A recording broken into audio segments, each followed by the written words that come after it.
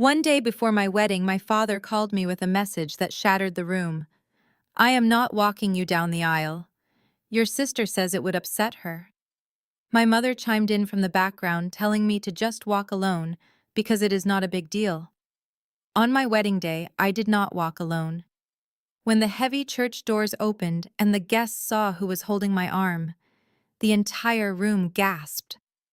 My father, sitting in the front row, went completely pale. Before I continue this story, let me know where you are watching from in the comments below. Hit like and subscribe if you have ever had to stand up to a toxic family that underestimated your worth. I am Morgan. I am 29 years old. Growing up as a black family in a highly exclusive neighborhood in Atlanta meant we had to maintain a flawless image at all times. My father Warren built a massive logistics company, and my mother Brenda lived for her high society church committee meetings and elite country club dinners. But behind the custom mahogany doors of our sprawling estate, I was the invisible child. My older sister Vanessa was the golden girl. She was always the priority. When Vanessa married Preston, a white man from a supposedly prestigious old money family, my parents practically worshipped the ground they walked on. I was just the quiet younger sister who moved away to New York. It was exactly 24 hours before my wedding. I was standing in the center of the luxurious bridal suite at the Four Seasons, surrounded by layers of heavy ivory silk. The master seamstress was kneeling beside me, making the absolute final adjustments to the hem of my custom gown. The room smelled of fresh roses and expensive perfume. My phone buzzed on the vanity mirror table. The caller ID flashed my father's name. I smiled warmly and answered the call, fully expecting him to ask about the rehearsal dinner schedule or to confirm the arrival time for the photographer. Instead, his voice came through the speaker, sounding incredibly cold and entirely detached. "Morgan, we have a situation," he said. There was no greeting. There was no warmth. "I will not be able to walk you down the aisle tomorrow." I froze completely. The seamstress looked up at me, her hands hovering over the delicate lace. I asked him what he meant, assuming there was a medical emergency or a sudden flight delay. "Vanessa is in absolute pieces right now." My father explained, his tone laced with heavy irritation, as if I were the one inconveniencing his day. "She and Preston had a massive argument this morning. Preston is extremely stressed about his commercial real estate deals, and Vanessa is having a complete mental breakdown over their marriage. She just told us that watching you parade around a church in a white dress, acting like you have the perfect life, will completely destroy her mental health. We cannot put her through that trauma." I stared directly at my own reflection in the mirror. My own father was abandoning me on my wedding day because my 33-year-old sister was jealous of my happiness. Vanessa had always been exactly like this. Whenever I had a moment to shine, whether it was my college graduation or my first promotion, she manufactured a dramatic crisis to steal the attention back to herself. And my parents always eagerly catered to her tantrums. Before I could even process the sheer cruelty of his rejection, my mother Brenda snatched the phone from him.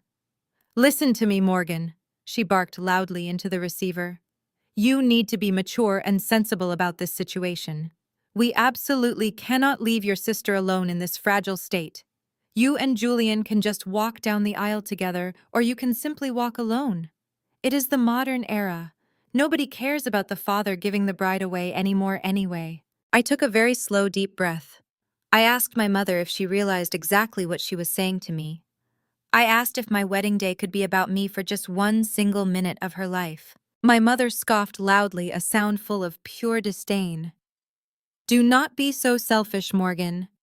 Next week, I have to attend a massive political fundraising gala with Preston and his prominent family. They are old money. They are important connections for your father's business. If Vanessa shows up to that gala with swollen eyes because she cried all weekend over your wedding, it will completely ruin our family image. Just walk by yourself. We will see you at the reception for dinner." They expected me to cry. They expected me to beg for their presence. For 29 long years, I had begged for their scraps of affection and validation. But standing in that bright bridal suite, something inside my chest finally snapped. The deep sadness evaporated instantly, replaced by a freezing, calculated clarity. "Okay," I said evenly. My voice did not shake at all. "Stay with Vanessa. I will see you tomorrow." I ended the call before they could utter another word. The seamstress gently asked if I needed a moment alone. I told her with a bright smile that I was perfectly fine. I stepped out of the wedding dress, tipped her very generously, and sat down on the velvet sofa. My fiancé Julian walked into the suite a few minutes later. Julian was a brilliant corporate mergers and acquisitions lawyer. He took one look at my face and knew exactly that something had gone terribly wrong. He sat next to me and gently held my hand. I told him my father was refusing to walk me down the aisle to comfort Vanessa. Julian did not offer empty emotional platitudes. He knew my family history. He simply looked into my eyes and asked me what I wanted to do next. I pulled out my phone and scrolled down to a contact saved only as Calvin. I had kept my professional life completely hidden from my toxic family for years. They sincerely thought I was a low-level data analyst, struggling to pay rent in New York. They had no idea that I was a senior partner at one of the most ruthless and successful private equity firms on Wall Street. And they certainly had no idea who my mentor and business partner truly was. Calvin was not just an investor. He was the original founder of my father's logistics company, the man my father had betrayed and sent to prison 30 years ago to steal his empire. We had spent the last 5 years quietly buying up every single toxic loan my father and Preston had taken out to fund their luxurious lifestyles. I pressed dial. The man answered on the second ring. "Calvin," I said, my voice steady and completely cold. "My father just pulled out of the wedding to comfort Vanessa. It is time." Calvin chuckled on the other end of the line. It was a deep, resonant, and powerful sound that carried decades of patience. "I will be on the next private flight to Atlanta, Morgan. Consider the acquisition initiated. I look forward to walking my real daughter down the aisle." I hung up the phone and looked back at Julian. He smiled a sharp, knowing smile. My parents and my sister thought they were leaving me alone and humiliated. They thought I was weak and defenseless.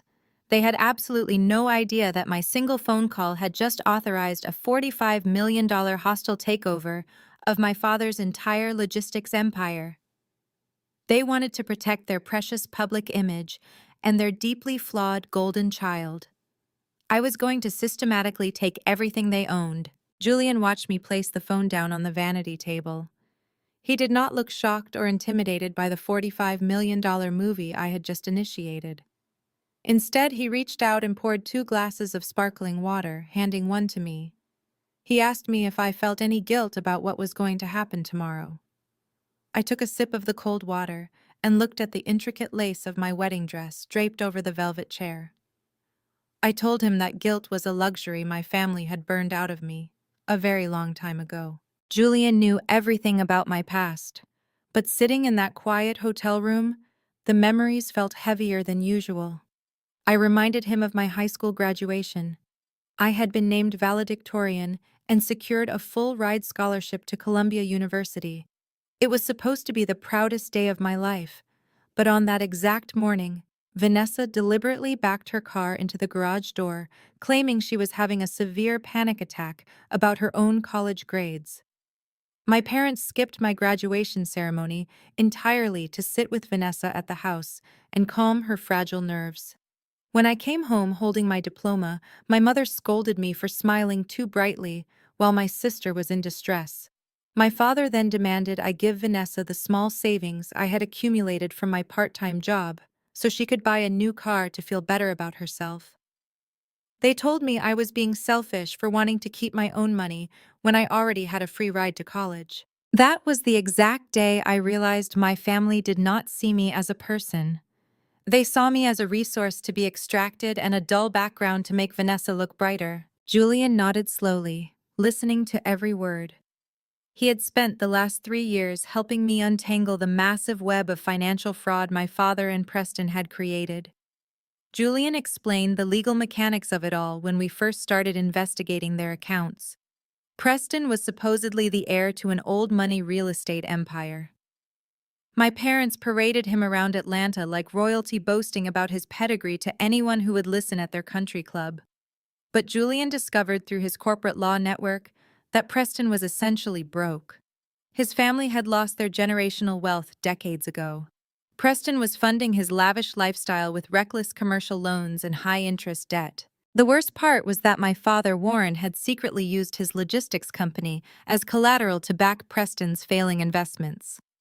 My father was so obsessed with being associated with white old money that he risked the entire legacy of a successful black-owned business just to keep up appearances and keep Vanessa happy. This is where Calvin came into the picture. Calvin was the brilliant mind who actually built the logistics company from the ground up back in the late 80s. My father was just his ambitious accountant. When the company started turning a massive profit, my father framed Calvin for corporate embezzlement. My father falsified financial records, paid off key witnesses, and sent Calvin to federal prison for 10 long years. My father stole the company, the distribution patents, and the wealth that should have belonged to Calvin's family. I met Calvin by pure chance during my first year working at the private equity firm in New York. He had rebuilt his life from absolutely nothing and had become a quiet titan in the investment world. When he realized who my father was, he did not seek revenge against me. Instead, he became my true mentor. He saw my talent, my relentless drive, and my deep, unhealed pain. Together, we formed a silent partnership. Calvin provided the massive capital, and I provided the inside knowledge of my father's reckless financial habits.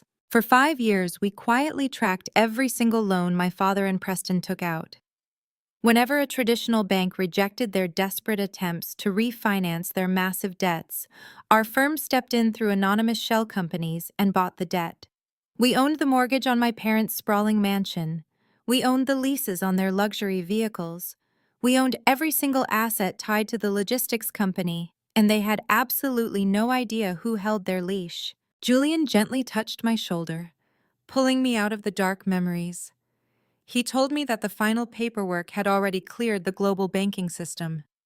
The $45 million debt acquisition was now officially locked in stone.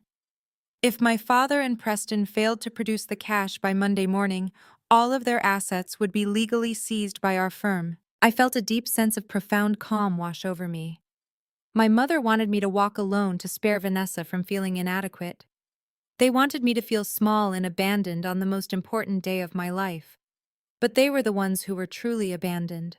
They were living in a fragile paper castle built on stolen money and desperate lies. I looked at Julian and told him that tomorrow would be a beautiful wedding. There would be no tears from me. There would be no begging for my parents' approval. I was going to put on my custom silk gown and I was going to walk down that aisle with the man who actually built the empire my family was currently destroying. Julian kissed my forehead and promised me that he would have all the foreclosure and bankruptcy documents neatly organized in his leather briefcase for the reception. We spent the rest of the evening ordering expensive room service and laughing about our future together. There was no anxiety in my heart. There was only the quiet anticipation of absolute justice. When the sun rose the next morning, the sky over Atlanta was a brilliant, clear blue. The wedding day had officially arrived. I stood in front of the tall mirror as the makeup artist applied the final elegant touches to my face. My phone remained completely silent on the table. There were no good morning texts from my mother. There were no apologies from my father. There was only heavy silence from the people who were supposed to love me the most. I did not care anymore. I slipped into my wedding dress and the heavy ivory silk flowed perfectly around me. I stepped into my heels and took a deep breath. The private town car arrived at the hotel to take me to the historic church downtown. As I sat in the back of the car watching the busy city streets roll by, I felt a profound sense of ultimate freedom. The little girl who used to cry in her pale blue bedroom was gone forever. Today, I was going to bury the toxic legacy of my family and take back everything they had stolen. The church was magnificent. Tall stained glass windows cast colorful light across the stone steps. I could hear the faint sound of the string quartet playing inside the sanctuary. My wedding coordinator met me at the side entrance, looking slightly panicked. She whispered that my parents were already seated in the front row, and that my father had stubbornly confirmed he was not participating in the processional. She asked me if I wanted to delay the ceremony to talk to them and change his mind. I smiled at her calmly and said there was absolutely no need for a delay. I told her the man walking me down the aisle was already here. Just as I spoke, a sleek black town car pulled up to the curb. The heavy door opened and Calvin stepped out. He wore a flawless, custom-tailored suit. His presence commanded immediate respect from everyone around him. He walked up the stone steps, his eyes shining with profound pride. He took my hands in his and told me I looked absolutely beautiful. I felt tears prick my eyes, but they were tears of pure joy. I linked my arms securely through his. The heavy wooden doors of the church stood before us. The music began to swell loudly. It was time to show my family exactly who they had thrown away. Inside the main sanctuary of the historic Atlanta church, the atmosphere was thick with wealthy expectations. The soaring vaulted ceilings echoed with the soft sounds of a live string quartet. Elaborate floral arrangements of white orchids and trailing green ivy cascaded down the aisles, creating a picture-perfect scene. My fiancé Julian stood at the altar looking incredibly handsome and perfectly calm. The pews were filled with 300 of Atlanta's most elite socialites, corporate executives, and influential family friends. But the real spectacle was happening in the very front row on my family side. My wedding coordinator had peeked through the side doors and relayed every single detail to me later, but even without her play-by-play, I knew exactly how my family made their grand entrance. My father Warren and my mother Brenda walked down the center aisle, completely ignoring the standard wedding protocol. The parents of the bride should have been in the holding room preparing for the processional. Instead, Warren wore a custom tuxedo and strutted down the aisle, projecting the image of a flawless, self-made patriarch. Brenda clung to his arm, wearing a heavy silver beaded gown, flashing her massive diamond rings at the elite church committee members she passed. They took their seats in the front row with extreme arrogance. They were completely unbothered by the fact that they had just abandoned their youngest daughter on the most important day of her life. Right behind them came Vanessa and Preston. Vanessa had truly outdone herself in her endless, desperate quest for attention. She was wearing a floor-length white silk gown. It was not a subtle cream or a soft pastel ivory. It was pure, blinding bridal white. The dress featured a plunging neckline and a dramatic high slit down the leg. It was a deliberate and extremely hostile choice designed to confuse the guests and humiliate me. She wanted everyone in the building to whisper about her. She wanted the guests to look at her and wonder why the sister of the bride looked more like a bride than the actual bride herself. She walked slowly down the aisle with a massive, arrogant smirk on her face, pausing to air kiss several of my mother's wealthy friends. Vanessa was practically glowing with toxic satisfaction. She truly believed she had won the ultimate victory. She had successfully thrown a tantrum, forced our father to abandon me, and now she was wearing white to my wedding. In her twisted mind, she was the absolute center of the universe, and I was just an extra in her movie. But while Vanessa was busy soaking in the confused and judging stares of the congregation, her husband Preston was quietly falling apart at the seams. Preston was supposed to be the confident, untouchable heir to an old money real estate fortune. He was supposed to be the golden white son-in-law that my parents constantly bragged about. But as he sat down in the polished wooden pew, he was sweating profusely. The climate control inside the grand church was perfectly cool, yet Preston's forehead was slick with nervous perspiration. He kept shifting uncomfortably in his seat, checking the exits like a trapped animal. His hands were visibly shaking as he aggressively tapped the screen of his expensive phone. Preston was not looking at congratulatory messages or reading the wedding program. He was staring at a barrage of automated financial alerts from his offshore bank accounts. The massive high-interest commercial loans he had taken out to fund Vanessa's extreme luxury shopping habits and their fake billionaire lifestyle were officially defaulting. Our private equity firm had spent the entire morning quietly executing the legal takeover, freezing his credit lines one by one. Every time he tried to refresh his banking app, a new red notification appeared showing zero available funds and immediate foreclosure notices. He tried to send a frantic text message to his corporate broker, but the message simply bounced back. His entire financial world was collapsing in real time right there in the front row of the church.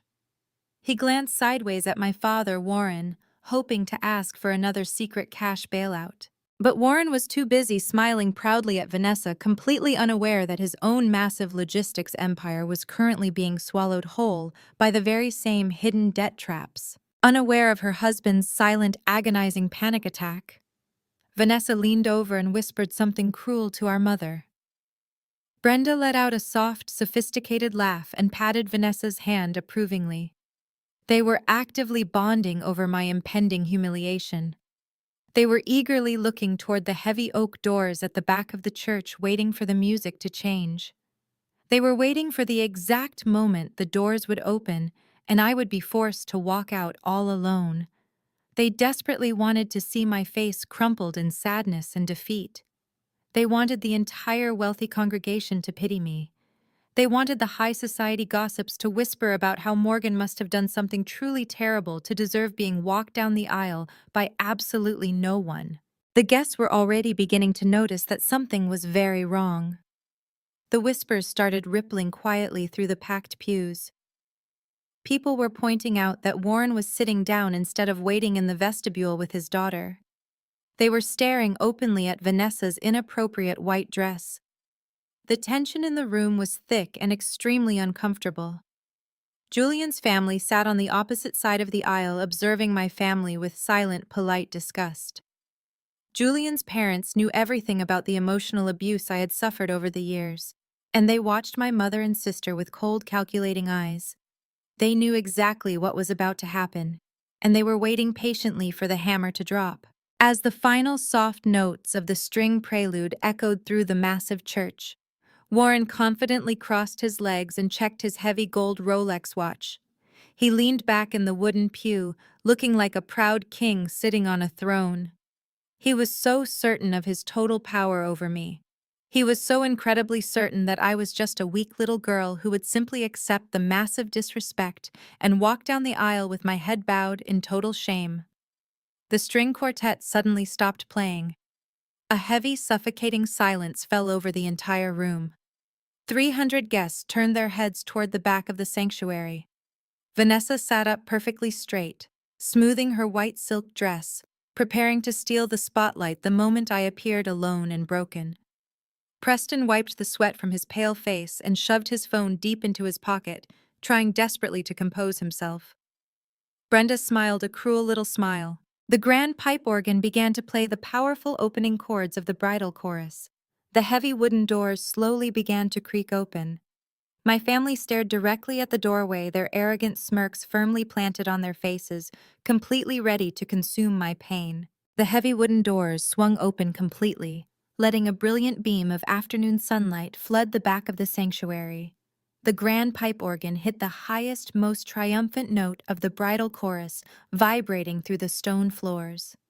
I stepped over the threshold into the massive church. But I was not walking alone. I was not crying. My head was not bowed in shame. My arm was tightly and proudly linked with Calvin's. A collective gasp rippled through the 300 guests. It was a loud, undeniable sound of pure shock. Calvin walked beside me with the slow, measured steps of a man who owned everything he looked at. He was a tall, broad-shouldered African-American man in his late 60s, radiating an aura of absolute authority. His custom black suit was perfectly tailored over a crisp white shirt, contrasting with his silver hair and sharp, calculating eyes.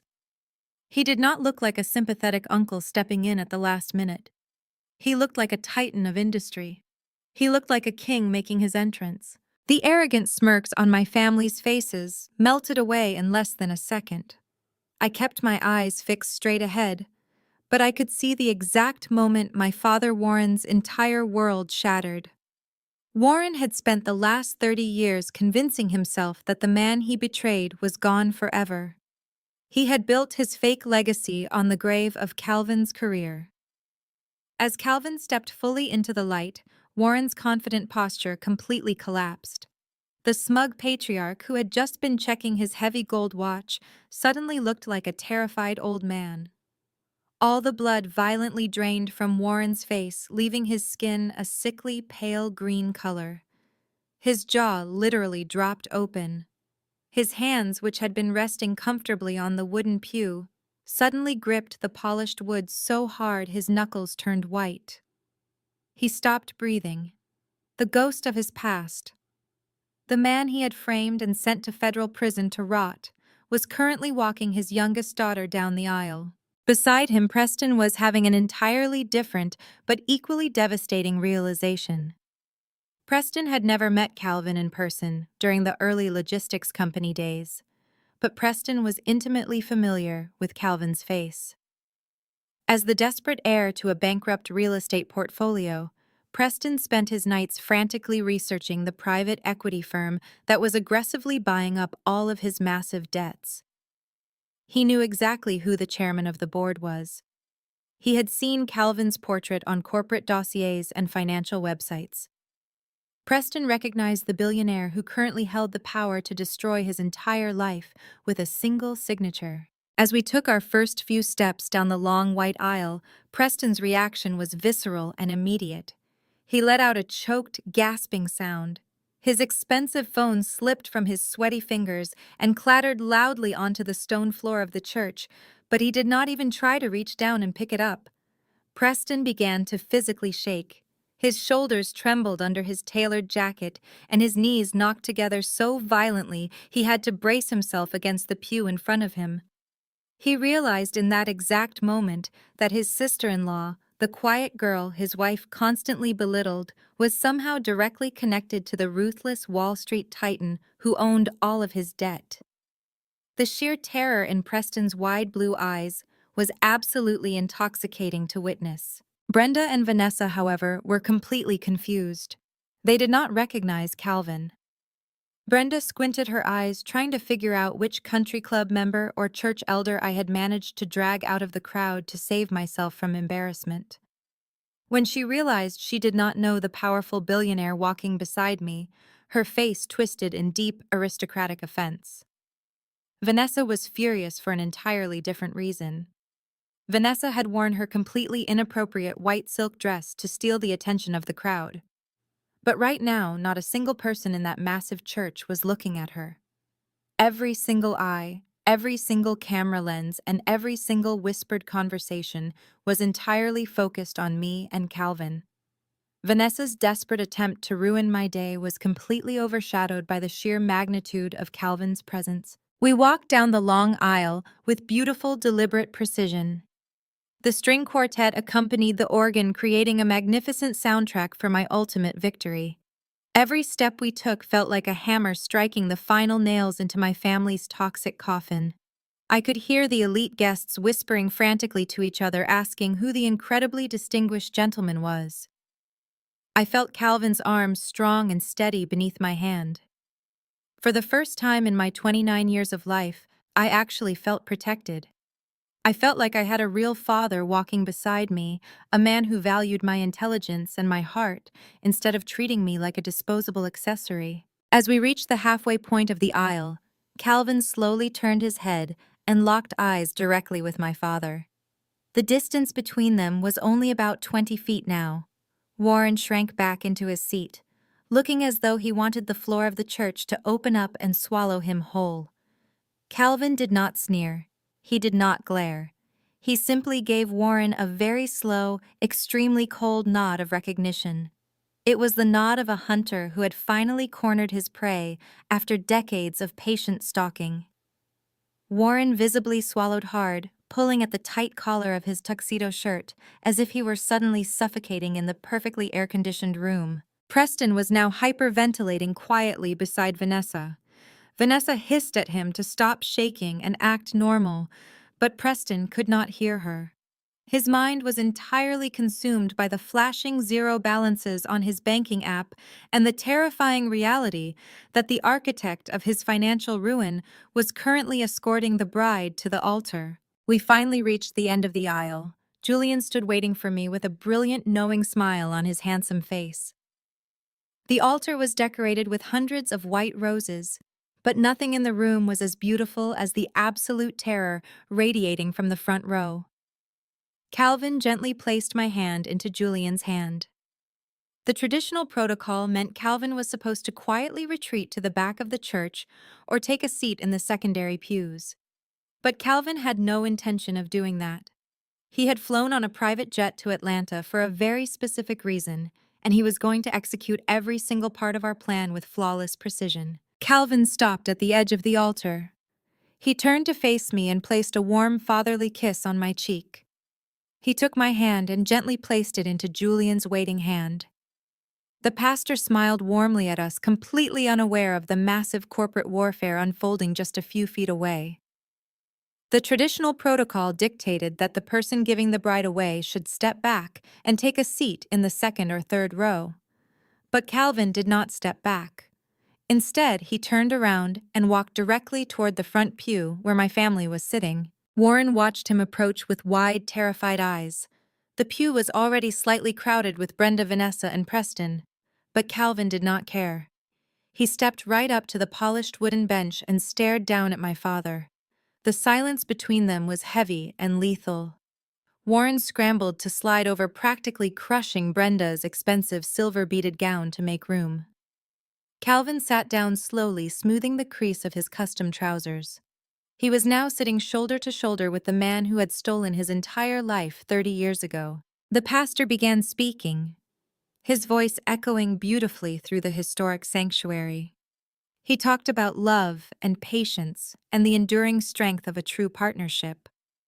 Julian held both of my hands, looking deeply into my eyes. It was a beautiful moment, and I felt a genuine wave of overwhelming love for the man standing across from me. But even as I focused on Julian's comforting presence, I was acutely aware of the devastating psychological torture happening right behind me. The church was perfectly silent except for the pastor's voice. Calvin leaned over very slowly until his mouth was just inches from Warren's ear. Calvin did not yell. He did not make a scene. He spoke in a low, steady whisper that carried the weight of a 30-year grudge. "You kept the company running decently for a while," Warren, Calvin whispered, keeping his eyes fixed straight ahead on the altar. "But you got greedy. You leveraged the regional distribution centers to pay for this fake lifestyle. You took out high-interest mezzanine debt against the primary logistics hubs. Did you really think no one would notice when those notes matured?" I could not see Warren's face, but I could hear the sharp intake of his breath. Warren sat completely paralyzed, staring blankly at the cross above the altar. He was trapped in the front row of a crowded church, unable to scream, unable to run away, and unable to defend himself. Calvin continued his quiet surgical dismantling of my father's ego. "I bought it all, Warren," Calvin murmured, his voice smooth and deadly. "I bought the commercial mortgages on the Atlanta warehouses. I bought the equipment leases for the entire trucking fleet. I even bought the secondary mortgage on that massive, ridiculous house you are currently living in. You do not own a single brick of that empire anymore. I do. And starting Monday morning, you are going to be locked out of the corporate offices you stole from me." Brenda leaned forward slightly, trying to hear what the distinguished billionaire was whispering to her husband. She still did not know who Calvin was. She simply saw an incredibly wealthy man talking to Warren and assumed it was some high-level business networking. She smiled politely at Calvin, completely oblivious to the fact that she was currently homeless. Vanessa was too busy fuming over her ruined spotlight to notice the dynamic between the two men. She kept aggressively smoothing the fabric of her white silk dress, glaring at the back of my head. She was already plotting how she would humiliate me at the reception to regain her status as the center of attention. She had no idea that her trust fund had vanished into thin air. But Preston knew. Preston was sitting on the other side of Vanessa, staring at Calvin with absolute horror. Preston had finally connected the dots. He realized that if this ruthless private equity chairman had come for Warren's logistics company, he had absolutely come for Preston's fake real estate portfolio too. Preston buried his face in his hands, pretending to be moved by the wedding ceremony, but his shoulders were heaving with silent, panicked sobs. Julian and I began to recite our vows. Julian promised to protect me, to stand by me, and to build a real family with me. I promised to do the same for him. My voice did not shake. I felt incredibly strong. I was marrying my best friend, and I was actively destroying the people who had abused me my entire life. It was the most perfect day I could have ever imagined. The pastor pronounced us husband and wife. Julian leaned in and kissed me deeply. The entire congregation erupted into loud, joyful applause. The grand pipe organ swelled, playing a triumphant recessional march. Julian and I turned to face the crowd, our fingers tightly interlaced. As we began our walk back up the aisle, I finally allowed myself to look directly at the front row. Warren looked like a hollow shell of a man. His skin was gray and his eyes were completely vacant. He looked like he had aged 20 years in the span of 20 minutes. Calvin was sitting next to him, clapping politely with a serene, satisfied smile on his face. Preston was looking down at the floor, completely broken. Only Brenda and Vanessa were smiling their fake, arrogant smiles, completely blind to the absolute slaughter that had just occurred. We walked out the heavy oak doors and stepped into the bright Atlanta sunlight. The ceremony was officially over. I was a married woman. But the real event was just about to begin. The reception was being held in the massive ballroom of a luxury hotel downtown. My family was going to walk into that ballroom thinking they still held all the power. They were going to try to humiliate me one last time in front of all those elite guests. And I was going to let them dig their own graves before I buried them completely. The tension in the air was electric, and I could not wait for the music to stop. The reception was held in the grand ballroom of the Ritz-Carlton downtown. Crystal chandeliers the size of small cars hung from the gold leaf ceilings, casting a warm, glamorous glow over the hundreds of guests arriving from the church. Waiters in pristine white jackets circulated smoothly with silver trays of expensive champagne and delicate hors d'oeuvres. The jazz band was warming up in the corner, playing soft, elegant melodies that mingled seamlessly with the sophisticated chatter of Atlanta's elite. Julian and I arrived through the private service elevator intended to give us a few moments of peace before we made our grand entrance as a married couple. But my family had other plans. They were completely incapable of letting me experience a single moment of joy without trying to inject their venom into it. Before Julian could even hand me a glass of cold water, my mother Brenda and my sister Vanessa intercepted us in the lavish, carpeted hallway outside the bridal holding suite. Julian stepped forward instinctively to shield me, but I gently placed my hand on his chest and shook my head. I knew exactly what was about to happen, and I needed to face them alone one last time. I told Julian to go inside the ballroom and make sure Calvin had an excellent seat near the front of the stage. Julian hesitated for a fraction of a second, his jaw tight with protective anger, but he saw the absolute certainty in my eyes. He kissed my cheek, cast a cold glare at my mother, and walked away, leaving me alone with the two women who had tormented me for my entire life. The moment Julian was out of sight, Brenda reached out and grabbed my bare arm. Her manicured acrylic nails dug painfully into my skin, leaving small crescent-shaped indentations. She shoved the heavy wooden door of the private room open and violently pulled me inside. Vanessa followed closely behind her white silk dress, hissing aggressively against the thick hotel carpet. Vanessa quickly shut the door behind us and turned the heavy brass lock. The metallic click of the lock echoed loudly in the small soundproof room, instantly cutting off the joyful sounds of the jazz band outside. I barely had time to steady my footing before my mother swung her arm back and slapped me directly across the face. The sharp crack of her hand hitting my cheek was deafening. The physical force of the blow snapped my head to the side. A stinging hot heat immediately blossomed across my skin, spreading from my jawbone all the way up to my temple. It was a heavy, vicious slap meant to punish and degrade me. It was the kind of slap meant to put the disobedient little girl back in her tiny invisible box. "How dare you?" Brenda hissed, her voice trembling with raw, unhinged fury. "How dare you humiliate your father in front of the entire congregation like that? Who was that man you dragged into the church, Morgan? Are you completely out of your mind? You paraded a total stranger down the aisle just to spit in the face of the man who put clothes on your back and fed you for 20 years. You made us look like absolute fools in front of the country club committee. Everyone is out there whispering about us right now because you wanted to throw a childish tantrum." I slowly turned my head back to face her. I did not reach up to hold my stinging cheek. I did not let a single tear form in my eyes. I just stared at her, noting how the heavy stage makeup she wore was beginning to crack around the deep, angry lines of her mouth. She looked old. She looked hateful and small. Vanessa stepped forward, crossing her arms tightly over her chest. Her face was twisted in a nasty, condescending sneer. "You really are pathetic, Morgan," she spat. "You have always been so desperately jealous of me and Preston. You could not just let us have a peaceful morning. You had to hire some random old actor or sugar daddy to walk you down the aisle because you are furious that Preston comes from actual generational wealth, while you are just an ungrateful charity case our parents took pity on." Vanessa took another step closer, looking me up and down with absolute disgust, her eyes raking over my custom gown. She criticized my hair, telling me the natural style I wore was unprofessional and entirely inappropriate for a high society wedding. She told me my dress looked like a cheap imitation of luxury that I probably bought off the rack in some discount bridal shop in New York. She sneered that Julian was probably only marrying me because he felt sorry for a lonely, low-level corporate drone who had no real family connections.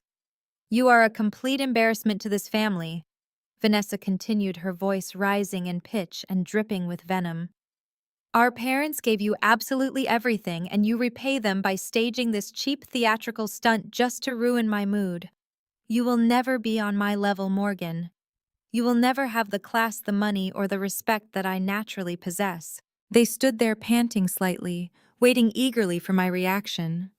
They were waiting for the familiar emotional breakdown. They wanted me to collapse onto the plush hotel sofa, sobbing and begging for their forgiveness. They wanted me to apologize for ruining Vanessa's precious feelings, and to promise that I would publicly apologize to Warren during the dinner toasts. They needed to see me broken so they could feel powerful again. Instead, I took a slow, deep breath. The scent of my expensive floral perfume filled the air between us. I reached down and calmly smoothed out a tiny, invisible wrinkle on the skirt of my ivory silk gown.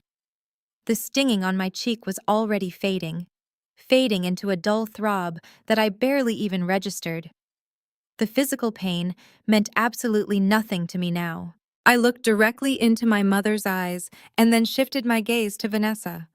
My voice, when I finally spoke, was completely devoid of emotion. It was the cold, calculated voice of a Wall Street executive who was about to execute a flawless, hostile takeover. "Are you two quite finished?" I asked softly, my tone completely flat. Brenda blinked in confusion, visibly taken aback by my freezing demeanor.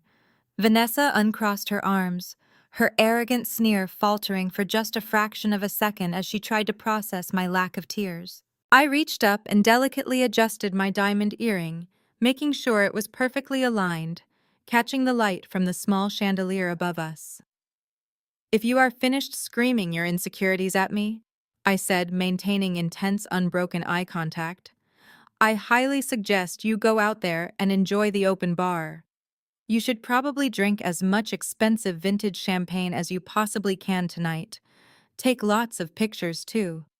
Because after tonight, neither of you will ever be able to afford a single glass of it ever again." My mother opened her mouth to yell another insult, but the pure, cold authority radiating from my posture completely silenced her.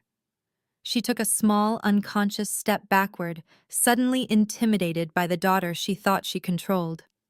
Vanessa opened her mouth to speak, her face reddening with fresh anger, but I simply turned my back on them, I reached for the heavy brass lock, turned it with a loud metallic click, and pulled the door wide open. The joyful, loud sounds of the wedding reception flooded back into the room, instantly drowning out their toxic, suffocating presence. I walked out into the brightly lit hallway, leaving them standing alone in the quiet holding room, confused, angry, and completely unaware of the absolute devastation that was waiting for them on the other side of the ballroom doors. I walked back into the grand ballroom, taking a deep, calming breath. Julian was waiting for me near the massive floral archway at the center of the room. He handed me a glass of sparkling water and wrapped his arms securely around my waist.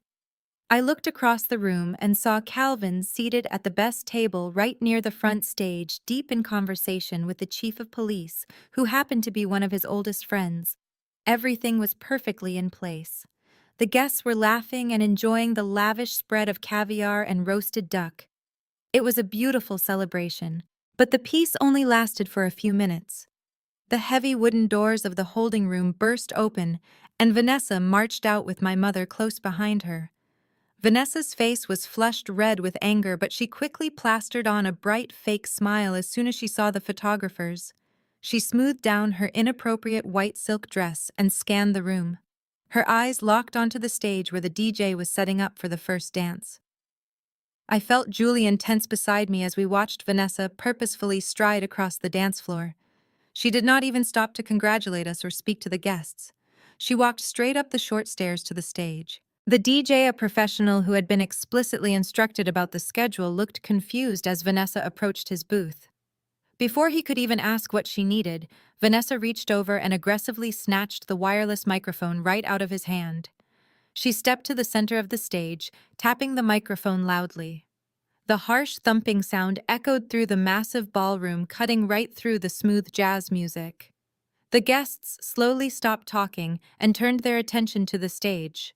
People looked confused, wondering why the sister of the bride was interrupting the dinner service before the official toasts had even begun. Vanessa smiled broadly, a predatory gleam in her eyes. "Hello, everyone," she announced, her voice booming through the state-of-the-art sound system. "I know we are all here to celebrate little Morgan today. It is so sweet to finally see her settle down.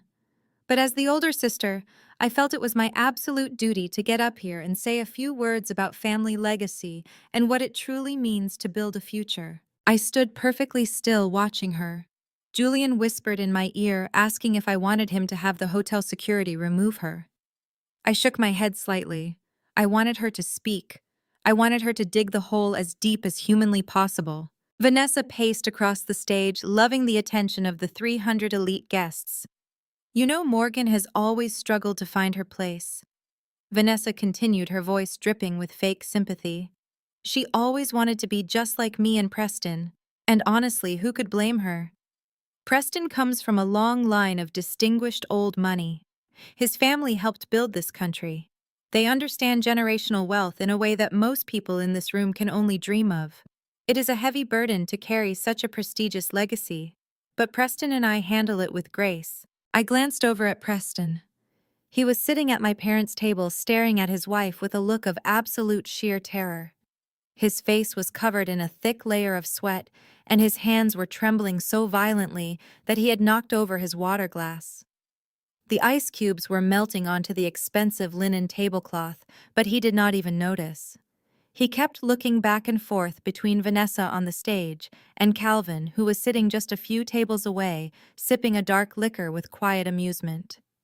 Preston knew exactly who Calvin was, and he knew that every single word coming out of Vanessa's mouth was sealing his financial coffin. But Vanessa was completely oblivious to her husband's panic. She was too busy living in her own arrogant fantasy. In fact, Vanessa projected her voice even louder. "I have a very special announcement to make tonight. Preston and I did not want to overshadow Morgan's cute little wedding, but since we are all gathered here, it just feels like the perfect time to share our own blessings. Preston and I are officially breaking ground on our new custom-built mansion in Buckhead next week." A scattered, polite applause rippled through the room from my mother's country club friends. Brenda clapped the loudest, beaming with pride at her golden child. It is going to be a $5 million estate, Vanessa bragged, leaning into the microphone. 12 bedrooms, imported Italian marble floors, a private tennis court, and a climate-controlled wine cellar for Preston's vintage collection. We are hiring the most exclusive architectural firm in Atlanta to design it. It takes a very special kind of success to build a dream like that at our age. But when you are married to a man with Preston's incredible pedigree, these things just come naturally. Vanessa paced back and forth across the stage, soaking in the spotlight. She started describing the architecture of the fake house in excruciating detail. She talked about the massive infinity pool that would overlook the city skyline and the custom-built garage that would house Preston's luxury sports cars. She even mentioned that they were importing rare stone from Greece for the kitchen countertops. She went on, spinning a web of absolute lies that she had somehow convinced herself was the truth. She was deeply addicted to the image of being rich, and she did not care how many debts her husband had to forge to maintain that illusion. My mother Brenda was practically glowing with pride. She nodded along with every word Vanessa said, looking around at her church friends to make sure they were sufficiently impressed. Brenda had always valued material wealth over any actual human connection. She saw Vanessa's speech as a personal victory, as proof that she had raised a superior daughter who married into the right kind of white elite society. Brenda even yelled out a supportive phrase from her table encouraging Vanessa to keep bragging. The contrast between my mother's beaming face and my father's terrified silence was incredibly stark. Warren had not moved an inch since he sat down at the table. He was staring blankly at his empty dinner plate, completely traumatized by what Calvin had whispered to him at the church. Warren knew the money was gone. He knew the logistics empire was gone. But he was too paralyzed by fear and shame to stop Vanessa from making a complete fool of herself on stage. I hope one day Morgan can experience even a fraction of the success Preston and I have. Vanessa said, her tone dripping with extreme condescension. Maybe Preston can give your new husband some tips on how to invest in real estate. Because let us be honest, building a real empire takes a lot more than just a pretty dress and a church ceremony. It takes real money, it takes class, and it takes a bloodline of true winners. So let us all raise a glass to the future, to my new estate, and to keeping the family legacy alive and wealthy. She raised her empty hand in the air, pretending to hold a glass. A few people raised their drinks, but most of the guests just exchanged highly uncomfortable glances. The microaggressions and the blatant narcissism were too obvious, even for the most polite socialites in the room. They could feel the toxic energy radiating off the stage. Preston looked like he was about to physically vomit. He grabbed a cloth napkin and wiped the pouring sweat from his forehead. He tried to stand up to stop her, but his legs simply gave out and he slumped back into his chair, burying his face in his hands. He knew there was no $5 million mansion. He knew there was no vintage wine collection. He knew his accounts were completely overdrawn, and that the man who held the deeds to his miserable life was sitting right across the room, watching the entire pathetic display. Vanessa lowered the microphone, looking extremely satisfied with herself. She truly believed she had just delivered the ultimate crushing blow. She thought she had successfully reminded everyone that she was the absolute queen of the family, and that I was just a pathetic peasant allowed to exist in her shadow. She smirked at me, waiting for me to run out of the room in tears. Julian stood calmly by my side. He leaned in and whispered that Preston's offshore accounts had just officially hit a negative balance of $3 million. Julian had been receiving silent updates on his phone throughout the entire evening. The timing could not have been more perfect. Vanessa was on stage bragging about a $5 million house while her husband was literally sinking into a multi-million-dollar black hole of debt. I did not run. I slowly let go of Julian's hand. I smoothed down the front of my silk dress and began walking directly toward the center of the dance floor. The crowd parted for me, their eyes wide with anticipation. The heavy silence stretched tight like a wire about to snap. I walked straight toward the stage, my eyes locked directly onto Vanessa's arrogant face. It was time to end the show. I kept my eyes locked on Vanessa's face as I crossed the polished mahogany dance floor.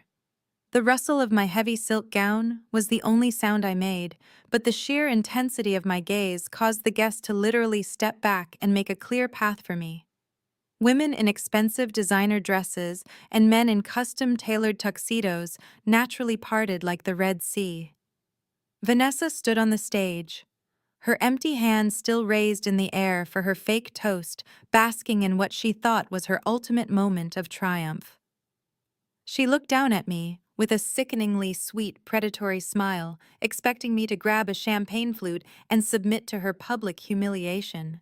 She thought I was walking up there to swallow my pride and congratulate her. I did not look at my sister. Instead, I turned my attention to the DJ booth located just to the right of the elevated stage. I caught the DJ's eye.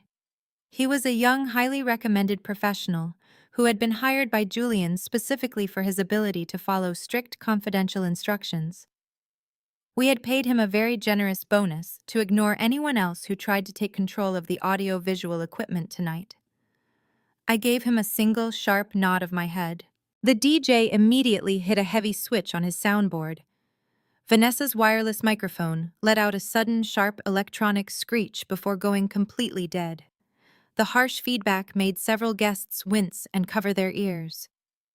Vanessa tapped the metal grill of the microphone, looking extremely annoyed. She opened her mouth to yell at the DJ to fix the volume, but before she could speak, the massive crystal chandeliers above us suddenly dimmed, casting the entire luxurious room into a dramatic low light. I walked up the short wooden stairs to the stage. I did not snatch the dead microphone from Vanessa's hand. I did not even acknowledge her presence as I walked right past her. I simply walked over to the heavy acrylic podium where a secondary wired microphone was securely set up for the official dinner toasts. I adjusted the flexible neck of the microphone, bringing it perfectly close to my mouth. The silence in the massive ballroom was so absolute you could hear the ice clinking in the water glasses. "Thank you, Vanessa," I said, my voice echoing clearly and powerfully through the silent room. The state-of-the-art sound system amplified my words, wrapping around every single guest. The people who had been exchanging awkward, judgmental glances just moments before now turned their complete, undivided attention to me. My tone was not angry. It was not shaking with tears. It was terrifyingly calm and entirely in control. "Thank you for taking the time to bless my wedding reception with your incredible announcement." Vanessa crossed her arms, her face twisting into an ugly defensive scowl. She did not like that I was not crying. She hated that my voice sounded so incredibly steady. She shifted her weight from foot to foot, the heavy white silk of her inappropriate dress rustling loudly in the quiet space. "It is truly inspiring to hear about the massive $5 million estate you and Preston are building in the heart of Buckhead." I continued, looking out at the sea of wealthy faces. 12 luxurious bedrooms, imported Italian marble floors, a climate-controlled wine cellar for a rare vintage collection. It paints such a vivid, beautiful picture of success and generational wealth. My mother, Brenda, who was sitting at the front VIP table, nodded vigorously, completely missing the highly dangerous undertone in my voice. She actually thought I was publicly admitting defeat. She smiled smugly at her wealthy church friends, proud that her golden child had successfully dominated the evening. But Preston knew better. From the corner of my eye, I could see Preston physically trying to sink lower into his velvet chair. His face was completely ashen, matching the exact color of his stark white dinner shirt. He was staring at me with wide, terrified eyes, silently begging me to stop. He reached out with a violently trembling hand and gripped the edge of the table so hard his knuckles turned stark white. But mercy was not on the menu tonight. Before we all raise a glass to celebrate Preston's incredible financial pedigree and Vanessa's beautiful new dream home, I think it is only fair that we take a much closer look at what that legacy actually looks like on paper, I announced. I reached into the hidden seamless pocket of my custom silk gown and pulled out a small black remote control. I pressed the center button. Above the stage, directly behind where Vanessa was standing, A massive motorized projector screen began to slowly unroll from the ceiling. The mechanical hum of the screen lowering echoed loudly in the quiet ballroom.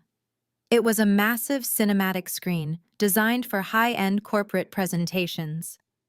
Vanessa turned around to look at the blank white canvas, a confused, highly irritated expression washing over her carefully contoured face.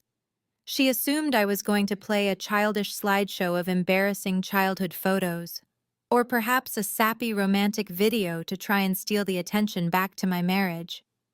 She truly had no idea what kind of corporate war she had just blindly walked into. At the back of the room, Julian stepped up to the audio-visual control table.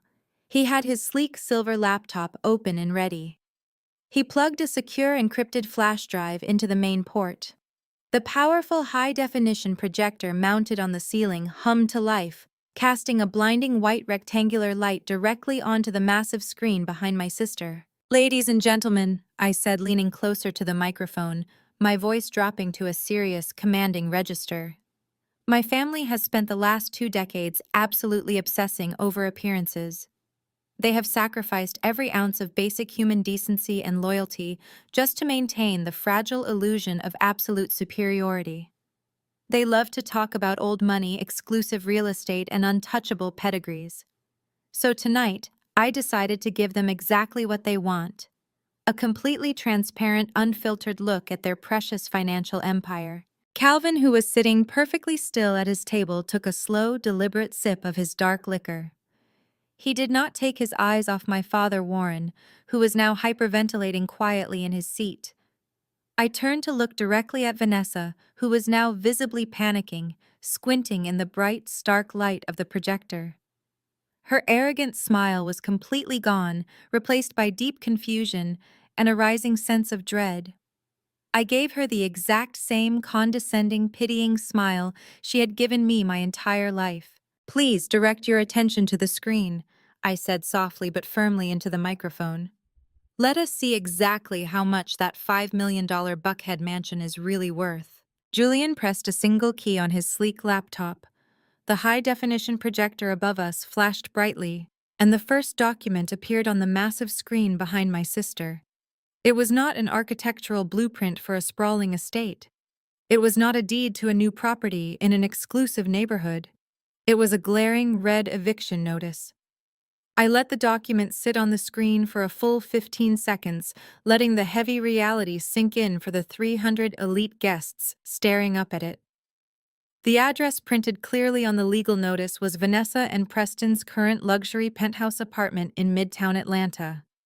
The bold black text explicitly stated that they were 4 months behind on their massive rent payments and had exactly 48 hours to vacate the premises before armed law enforcement officers would arrive to physically remove their belongings. Vanessa turned around slowly, her heavy white silk dress twisting awkwardly around her ankles. She squinted at the bright screen, her eyes darting frantically back and forth across the dense legal jargon. Her jaw dropped completely open. She looked at the date printed at the top. She looked at Preston's distinct signature at the bottom, acknowledging the official receipt of the final warning. "Preston, what is this?" she whispered loudly, her voice trembling and completely stripped of its previous arrogance. I did not give him a chance to answer. I stepped closer to the microphone. "It appears the exclusive architectural firm has a very strange way of designing a $5 million mansion," I said, my voice echoing smoothly through the silent ballroom. "Or perhaps Preston simply forgot to mention that before you break ground on a new luxury estate, you usually need to pay the rent on your current apartment so you do not end up homeless by Tuesday." A low collective murmur spread instantly through the grand ballroom. The wealthy socialites and corporate executives shifted in their seats, leaning in closer to get a better look at the screen. My mother, Brenda, half stood from her chair at the VIP table, her face twisting into a mask of pure confusion and rising panic. She looked directly at Preston, demanding a silent explanation, but Preston was completely frozen. He was staring down at his empty dinner plate, his face dripping with cold sweat, looking like a cornered animal waiting for the final blow. I nodded to Julian again. The screen transitioned seamlessly to a series of highly detailed banking statements. The account name at the very top belonged to Vanessa's private trust fund. This was the massive fund my father Warren had established for his golden child years ago, to ensure she never had to struggle a single day in her life. The starting balance listed from 18 months ago was $1.2 million. The current available balance, printed in bold red ink, was exactly zero. "As you can all clearly see," I announced, projecting my voice effortlessly over the whispering crowd, "Preston's incredible old money pedigree is a truly fascinating concept. It is so fascinating that he had to secretly drain his wife's entire trust fund just to keep up the pathetic charade. Over the past year and a half, Preston has successfully transferred over $1 million out of Vanessa's accounts into offshore holding companies." Vanessa gripped the edge of the acrylic podium so hard her knuckles turned stark white. "You are lying," she screamed at me, her voice echoing shrilly without the microphone. "You forged these documents, Morgan. Preston is a real estate investor. He moved that money to secure a massive commercial portfolio. He told me the funds were tied up in escrow." I actually let out a soft, dry laugh. I looked at my older sister with genuine, profound pity. "A commercial portfolio in Las Vegas?" "Vanessa," I asked, tilting my head slightly. Julian pressed another button. The screen instantly filled with dozens of wire transfer receipts. They were not linked to construction firms or property management groups. They were directly linked to 3 of the largest high-roller casinos on the Vegas Strip. I read the names of the casinos aloud, letting the words hang in the heavy air. "Preston did not invest your money, Vanessa," I said coldly. "He gambled it away. Every single penny of it. He has a catastrophic gambling addiction. He lost your entire financial future playing high-stakes baccarat and blackjack while you were busy shopping for designer clothes on Rodeo Drive. All those times he told you he was flying to Chicago for critical board meetings. The flight records right there on the screen show he was actually flying first class to McCarran International Airport.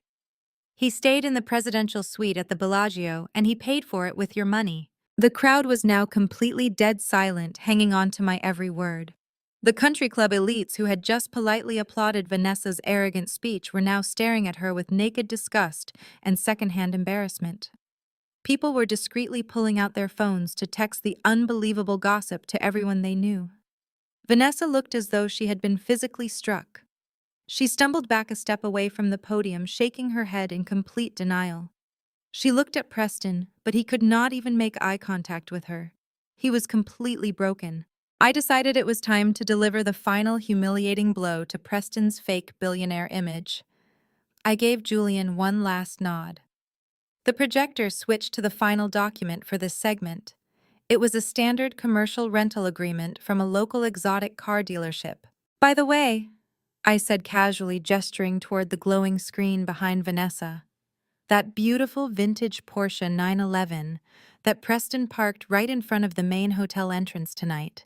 The one he specifically tipped the valet to keep parked in the VIP circle, so all of you could admire his incredible taste and wealth as you walked inside. It is a short-term daily rental from Exotic Motors of Atlanta. And according to the invoice displayed behind my sister, his credit card was actually declined twice for the basic security deposit before he finally managed to scrounge up enough cash to rent it for exactly 6 hours. He has to return it by midnight tonight, or the dealership is going to report it stolen to the police." My mother, Brenda, let out a loud, dramatic gasp from her table. She had spent the entire cocktail hour bragging to her church committee friends about that exact car, claiming it was a rare family heirloom passed down from Preston's grandfather. Hearing that it was a cheap hourly rental rented with a declined credit card completely shattered her social standing in an instant. I could see her friends physically leaning away from her, whispering fiercely behind their hands. Brenda's face flushed a deep, dark red. The embarrassment was physically choking her. Preston finally moved. He pushed his chair back roughly, the metal legs scraping loudly against the polished floor. He tried to stand up, perhaps to run out of the nearest exit, but his legs simply could not support him. He fell back heavily into his seat, pulling at the collar of his expensive rented tuxedo shirt, as if he could not pull enough oxygen into his lungs. He was a fraud, and every single person in the room now knew it. Vanessa looked from the screen to me and then down to her husband. Her perfect fake life was burning to the ground right in front of her eyes. She had worn a white bridal dress to my wedding to prove she was better than me. But now she was just a broke, soon-to-be homeless woman standing on a stage with a dead microphone. And the best part was that I was not even remotely finished with them yet. Vanessa stared at the massive projector screen for another long moment before she slowly turned her head to look down at her husband. The silence in the grand ballroom was absolutely suffocating. Nobody dared to speak a single word. Everybody was waiting to see what the golden child would do now that her perfect reality had been ripped apart in front of 300 elite guests. "Preston," she said, her voice shaking with a mixture of blind rage and total disbelief, "tell them she is lying. Tell them right now that you did not gamble away my entire trust fund on blackjack. Tell them that the $5 million mansion in Buckhead is real and that you actually own that car." Preston slowly lifted his heavy head from his hands. His expensive rented tuxedo shirt was completely drenched in cold sweat, and his pale face was twisted in an ugly expression of pure desperation. He looked around the massive luxury room, seeing the disgusted faces of the wealthy socialites he had spent years desperately trying to impress. He looked at Calvin, who was still calmly sipping his dark liquor at the front table. Then Preston looked up at his wife standing on the stage. He did not apologize to her. He did not beg for her forgiveness or try to make excuses. Instead, something deep inside of Preston completely snapped. The terrified, cornered animal suddenly turned vicious. "It is your fault!" Preston screamed, his voice cracking loudly and echoing across the silent ballroom. The sudden explosion of raw sound made several older guests jump in their seats. Preston stood up so violently that his heavy velvet dining chair tipped backward and crashed loudly onto the polished mahogany floor. "It is all your fault, Vanessa. You and your insane psychotic obsession with being better than your sister. You drained my soul and you drained my bank accounts. You think I wanted to fly to Vegas and risk everything we had. I had to do it just to keep you in custom designer shoes and exclusive private club memberships." Vanessa stumbled back, clutching the heavy white silk of her completely inappropriate bridal dress. "You stole $1 million from my private trust fund," she shrieked, pointing a violently trembling finger down at him. "You are a criminal, Preston. You are a disgusting fraud. I married into old money. You promised me old money." But Preston stepped closer to the stage, pointing right back at her, his face red with manic anger. "Your trust fund was a complete joke," he yelled back. $1 million is absolutely nothing compared to the insane billionaire lifestyle you constantly demanded. You wanted to be untouchable, Vanessa. You wanted to be a high society queen, so you could constantly look down on Morgan and Julian and feed your pathetic ego. My family lost our generational wealth 20 years ago, but you refused to care. When I tried to tell you the truth, you threatened to leave me. You told me to fix it. You told me to make us look rich, or you would file for divorce and embarrass me. I took those toxic commercial loans for you. I went to the high-roller casinos to try and win back the money you carelessly blew on your ridiculous vanity projects. The elite guests watched in absolute shock as the pristine, perfect couple violently tore each other to pieces right in front of the head table. The carefully crafted illusion of their superior life was burning to ashes in real time. Vanessa let out a loud, furious scream and launched herself down the short wooden stairs toward Preston. She swung her hand and slapped him hard across the face. The sharp smack echoed loudly in the room. Preston grabbed her wrists, pushing her back roughly to defend himself. Vanessa stumbled backward into the VIP dinner table, knocking over a massive crystal vase full of white roses.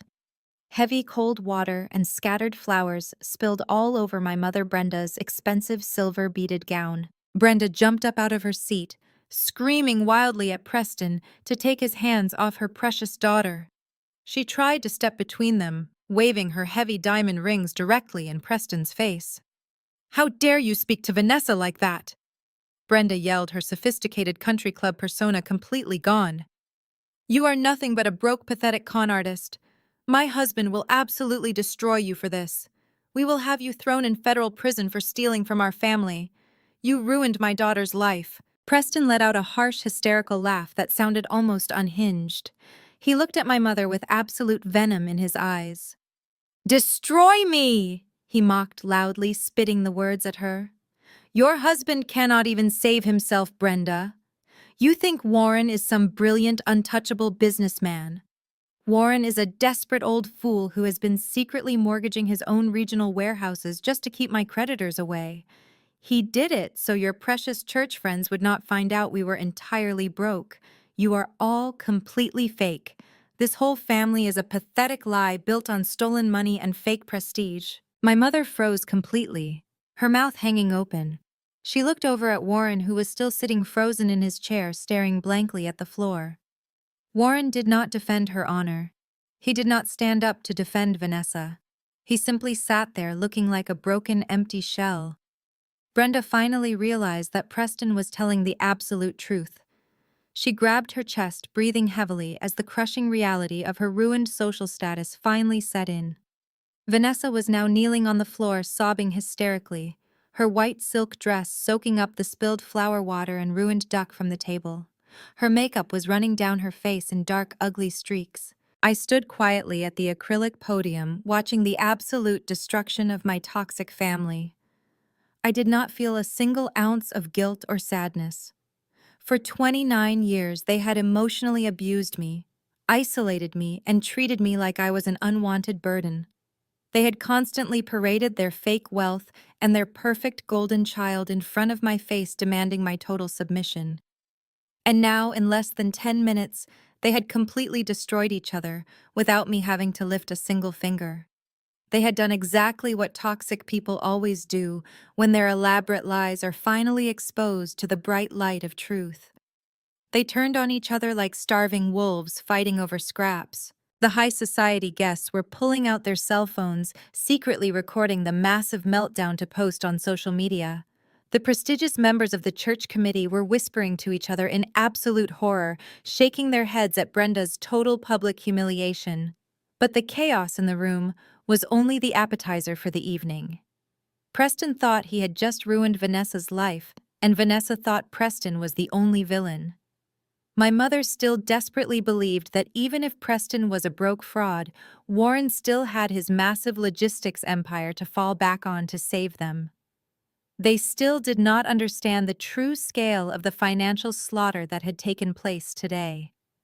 They did not realize that Calvin and I already owned every single thing they thought was legally theirs. I looked to the back of the room at Julian, who gave me a slow, sharp nod. The ultimate checkmate was still waiting to be played. The chaotic spectacle on the ballroom floor had completely paralyzed the wealthy guests. Vanessa was still kneeling on the ruined carpet, weeping hysterically into her stained silk dress, while Preston sat slumped in his chair looking like a hollow shell. My mother Brenda was frantically fanning herself, trying to catch the eye of her church friends, but they were all intentionally looking away, absolutely disgusted by the public display of financial ruin. The perfectly curated image of my family was bleeding out on the mahogany floor. But there was still one person left who desperately believed he could salvage the burning ship.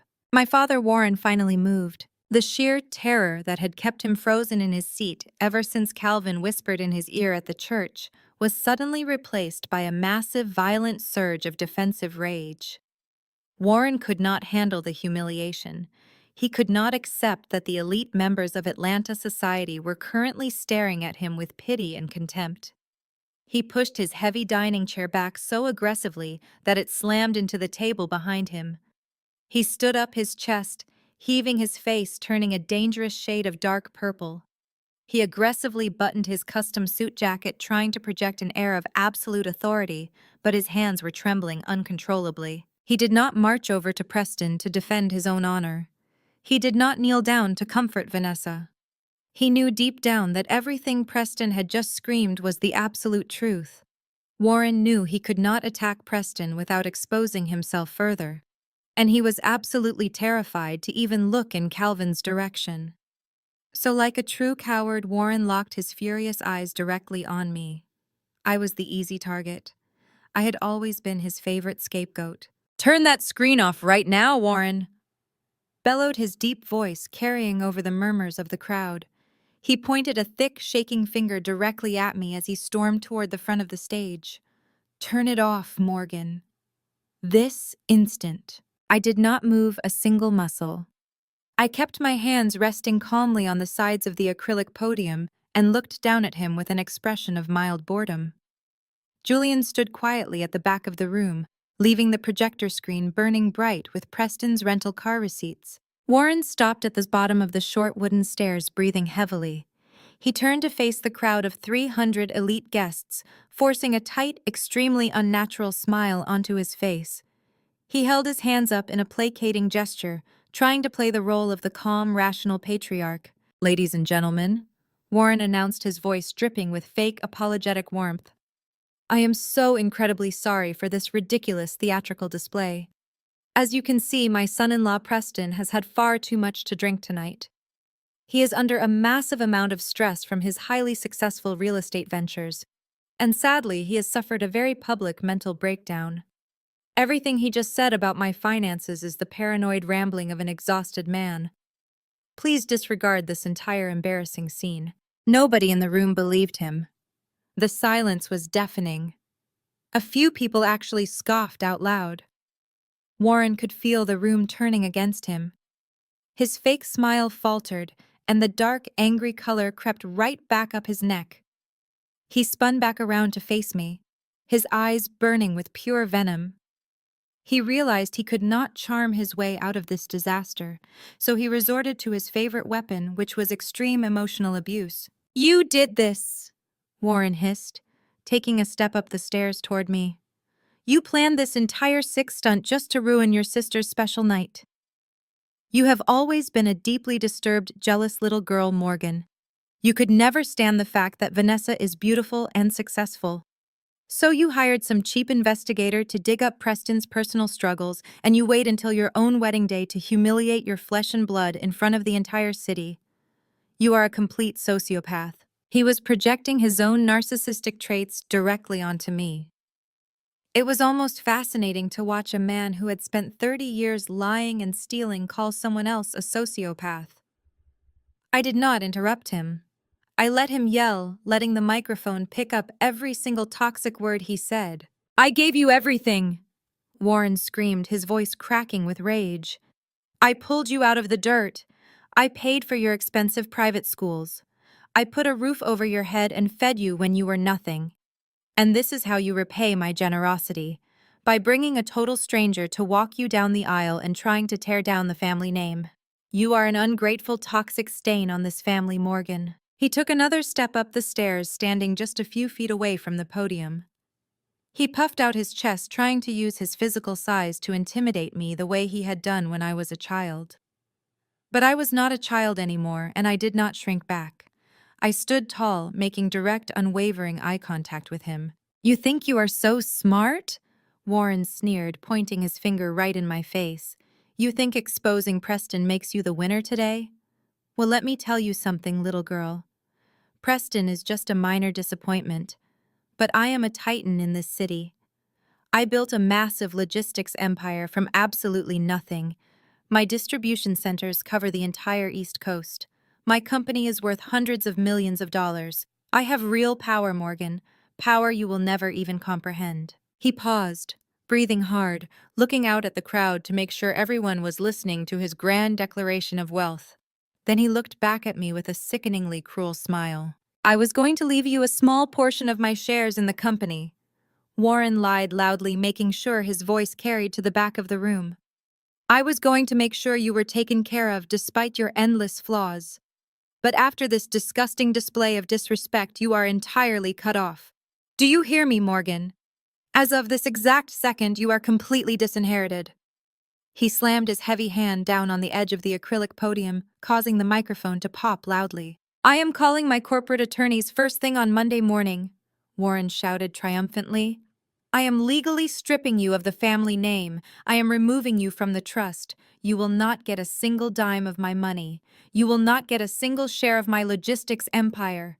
Everything I own, every warehouse, every truck, every dollar will go directly to Vanessa. You will go back to New York, and you will live the rest of your miserable life as a broke nobody, while your sister inherits an absolute fortune. You are dead to me, Morgan. You are completely cut off. Warren stared at me, panting heavily, waiting for the devastating impact of his words to crush me. He expected me to gasp. He expected me to finally break down and beg for his financial mercy. He truly believed that the threat of losing an inheritance would bring me to my knees because money was the only thing he actually valued in the world. The grand ballroom was dead silent. The elite guests held their breath, waiting for my reaction. Vanessa even stopped sobbing for a moment, looking up from the floor with a glimmer of vicious hope in her tear-stained eyes. My mother, Brenda, finally smiled a genuine cruel smile, absolutely thrilled that my father had put me back in my place. I looked at Warren. I looked at his red, sweating face and his expensive tuxedo. And then for the first time all evening I smiled. It was not a polite smile. It was a slow, sharp, terrifying smile that reached all the way to my eyes. I leaned forward slightly, resting my arms comfortably on the podium. Julian stepped out from behind the audio-visual control table at the back of the room. He picked up his heavy leather briefcase and began walking very slowly down the center aisle of the ballroom, heading directly toward the stage. Calvin shifted in his seat at the VIP table, folding his hands neatly in front of him, watching my father with the cold, clinical interest of a man watching a bug walk into a trap. Warren's grand threat of disinheritance was the absolute perfect setup for the final slaughter. Warren frowned, deeply confused by my complete lack of fear. He looked at Julian walking toward the stage and then back at me. His fake confidence began to visibly fracture. "Disinherit me?" I asked softly, my voice echoing through the silent room like a razor blade. I tilted my head, looking at him with absolute pity. "Warren, you cannot disinherit me from an empire you no longer own." Julian's heavy footsteps stopped right at the base of the wooden stairs. He placed his leather briefcase on a small side table and calmly popped the brass locks open. It was time to show Warren exactly who owned his life. Julian did not say a single word as he opened his heavy leather briefcase. The sharp, metallic clicks of the brass locks opening sounded like a judge slamming a heavy wooden gavel in a completely quiet courtroom. He reached inside the leather compartment and pulled out a thick, neatly bound stack of legal documents, along with a second encrypted flash drive. He walked over to the edge of the stage and handed the physical documents directly to Warren, who stared at them as if Julian had just handed him a live grenade. Then Julian walked back to the audio-visual control table and plugged the new flash drive into his laptop. The massive projector screen above the stage flickered for a brief second before completely changing the image. The humiliating receipts of Preston's rental car and casino debts vanished. In their place, a highly complex and devastatingly clear financial spreadsheet appeared on the bright screen. It was officially stamped with the seal of the United States Bankruptcy Court for the Northern District of Georgia. The title at the top of the document read, Chapter 11, Restructuring and Total Asset Liquidation. Right beneath that title in bold black letters was the exact name of my father's prestigious logistics empire. Warren stared at the screen, his mouth opening and closing like a suffocating fish. He looked down at the physical papers in his trembling hands, and then back up at the projector. The thick, dark purple color that had flooded his face just moments ago completely drained away, leaving his skin looking sickly and hollow. "What is this?" Warren choked out, his voice barely a whisper. His grand, threatening posture had completely evaporated. He was no longer the arrogant patriarch threatening to cut me off and destroy my future. He was a terrified old man, looking at the absolute end of his entire reality. That is the reality of your immense power, Warren. I said, my voice smooth and entirely unbothered. I pointed to the glowing numbers on the screen. I told you to look closely. You just stood in front of all these elite guests and bragged about your massive distribution centers and your fleet of trucks. You threatened to take away my inheritance to punish me for not bowing down to Vanessa. But the absolute truth is, you have nothing left to give. Your company is entirely bankrupt. A loud collective gasp rippled through the massive ballroom. The wealthy executives and country club members who had respected Warren for decades were now staring at the screen in absolute shock. The numbers displayed behind me did not lie. The red ink was everywhere, showing millions of dollars in negative balances. I leaned closer to the microphone, making sure every single person in the room could hear the exact details of his massive failure. For the past 5 years, Warren has been systematically destroying his own company, I announced clearly. He took out massive, high-interest toxic loans, using the primary regional warehouses as collateral. He did not use that money to expand the business or upgrade the trucking fleet or pay his hardworking employees. He used it to fund the elaborate fake high society lives of his wife and his golden child. My mother Brenda gasped loudly, pressing both hands to her chest. She looked up at the screen and then glared at Warren. She had spent her entire adult life believing she was married to a billionaire titan of industry. She had treated everyone around her like garbage because she thought her wealth made her untouchable. I looked directly at my mother. "That massive diamond ring you are wearing right now. Brenda?" I said, pointing directly at her hand. "The one you constantly flaunt at your elite church committee meetings." Warren paid for that ring by secretly mortgaging the Charlotte distribution hub. And Vanessa, that $1 million trust fund that Preston just gambled away in Las Vegas. Warren funded that trust by quietly liquidating the employee pension funds and taking on predatory mezzanine debt. He bled his own company dry just to make sure you two could pretend to be royalty while real families lost their retirement savings. The silence in the room was now thick with absolute disgust. Stealing from employee pensions to buy diamonds and fund gambling habits was a line that even the most ruthless business people in the room found completely repulsive. The guests were shaking their heads, crossing their arms and looking at Warren with pure contempt. Warren dropped the heavy stack of legal papers onto the floor. The pages scattered across the polished mahogany wood. He grabbed the edge of the stage, trying to keep his knees from buckling. "You cannot do this," he stammered, looking wildly between me and Julian. "You do not have the legal authority. I am the chief executive officer. I own the majority shares. I will call my lawyers on Monday morning, and I will have this entire fraudulent filing thrown out of federal court." I smiled a very cold, predatory smile. Julian simply adjusted his tie and pressed another button on his laptop. The screen shifted again, displaying a new legal document. It was a massive corporate debt acquisition contract, fully signed and notarized. "You do not have any lawyers left." "Warren," I said softly into the microphone, "your corporate legal team resigned on Friday afternoon when they realized your primary operating accounts were completely frozen. And you cannot have this thrown out of court because you no longer own the majority shares. Your high-interest loans defaulted. The bank sold your toxic debt to a private equity firm on Wall Street. That firm executed a hostile takeover early this morning. They seized every single asset you own." Warren was shaking his head back and forth violently, refusing to process the words coming out of my mouth. He looked out at the sea of faces, searching for a single sympathetic friend, but everyone was looking at him with extreme pity and revulsion. His empire was gone. His legacy was completely destroyed. He was standing in the middle of a luxury ballroom wearing an expensive custom tuxedo, but he was officially a penniless fraud. Brenda suddenly let out a loud, agonizing wail. It was not a cry of concern for her husband. It was a selfish, panicked scream. She suddenly realized that her exclusive country club memberships were gone. Her luxury cars would be repossessed by the bank. Her massive, sprawling estate was built on a foundation of toxic debt that had just completely collapsed. She ran toward Warren, hitting his chest with her fists. "You lied to me," she screamed, hitting him over and over again. "You told me we were wealthy. You told me we were better than everyone else in this city. You ruined my life, Warren.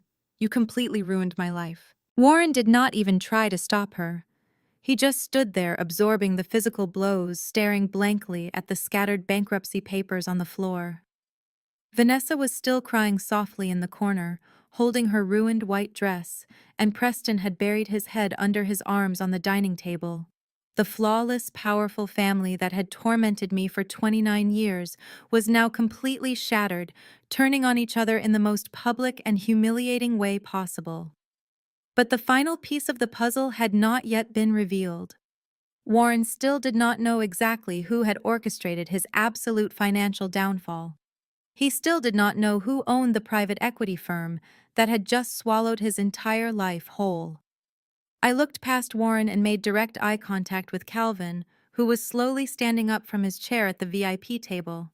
It was time to introduce my father to the man he had tried to bury 30 years ago. The ballroom was completely silent, except for the soft sound of Calvin's leather shoes stepping deliberately across the polished mahogany floor.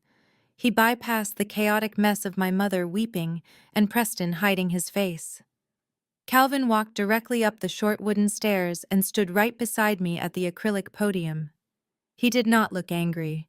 He looked entirely at peace, like a man who had waited a lifetime to watch a specific tree bear fruit. Warren took a step backward, his eyes darting frantically between me and Calvin.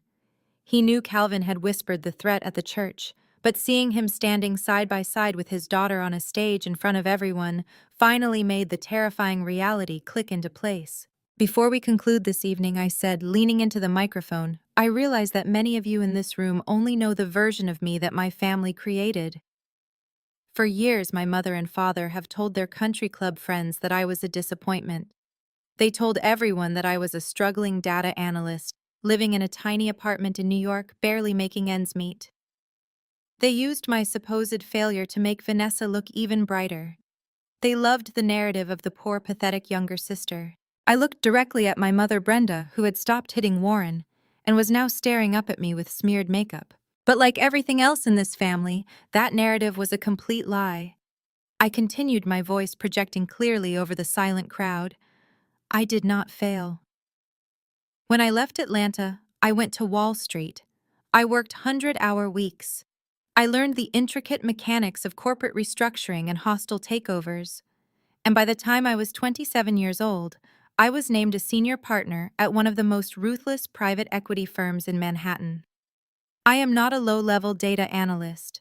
I am an apex predator in the financial world. And my firm specializes in acquiring toxic debt from negligent business owners. A shockwave rippled through the elite audience.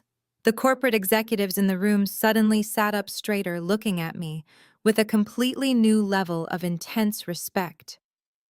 I was not just a disgruntled daughter seeking petty revenge. I was a Wall Street titan who had systematically dismantled a massive logistics empire from the inside out. Warren's jaw trembled. "You," he whispered, his voice cracking. "You bought my debt." "I did not buy it alone," I replied smoothly. I turned slightly, gesturing to the powerful man standing next to me. "Ladies and gentlemen, I would like to formally introduce you to the chairman of my private equity firm. But more importantly, I need to introduce him as the true original founder of the logistics company my father claims to have built. His name is Calvin." The confusion in the room was palpable. People looked at each other, whispering frantically. Warren had spent decades cultivating the myth that he started his trucking empire from a single rusty van. 30 years ago, Calvin built a revolutionary distribution network right here in Atlanta. I announced, making sure every single syllable landed with maximum impact. He hired my father, Warren, as a junior accountant to manage the books. But Warren was greedy. Warren wanted the empire for himself, but he lacked the intelligence and the vision to build it.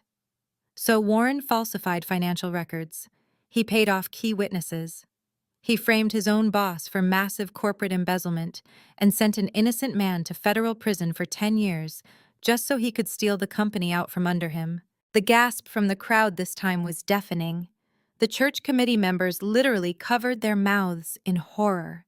Framing a black businessman and sending him to the federal prison system to steal his life was the ultimate unforgivable sin in this community.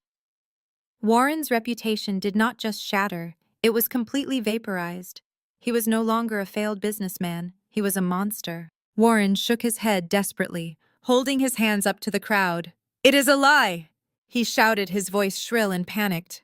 "She is making it up! He was a criminal. The courts convicted him." Calvin finally stepped forward, taking the microphone from my hand. His deep, resonant voice commanded absolute authority, instantly silencing Warren's pathetic protests. "The courts convicted me because you handed them forged ledgers." Warren Calvin said, his voice low and incredibly powerful. "You let me rot in a concrete cell while you slept in a mansion bought with my money. You took my life. So I spent the last 20 years rebuilding my wealth from absolutely nothing, just so I could buy yours. I watched you leverage my beautiful company into the ground to pay for your wife's diamonds and your daughter's fake real estate. You destroyed the legacy I built. So I bought every single note of your toxic debt." Calvin looked down at Warren with a cold, terrifying finality. "Morgan is the brilliant architect who executed the buyout." Calvin continued, his eyes scanning the horrified faces of my family.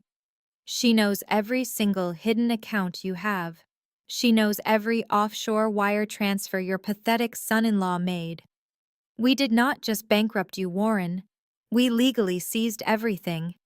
The federal bankruptcy court has already approved the asset transfer. As of this morning, I own the logistics company again. I own the distribution hubs. I own the trucks." Calvin paused, letting the silence stretch out before delivering the ultimate crushing blow. "And I also own the deed to your primary residence," Calvin said softly.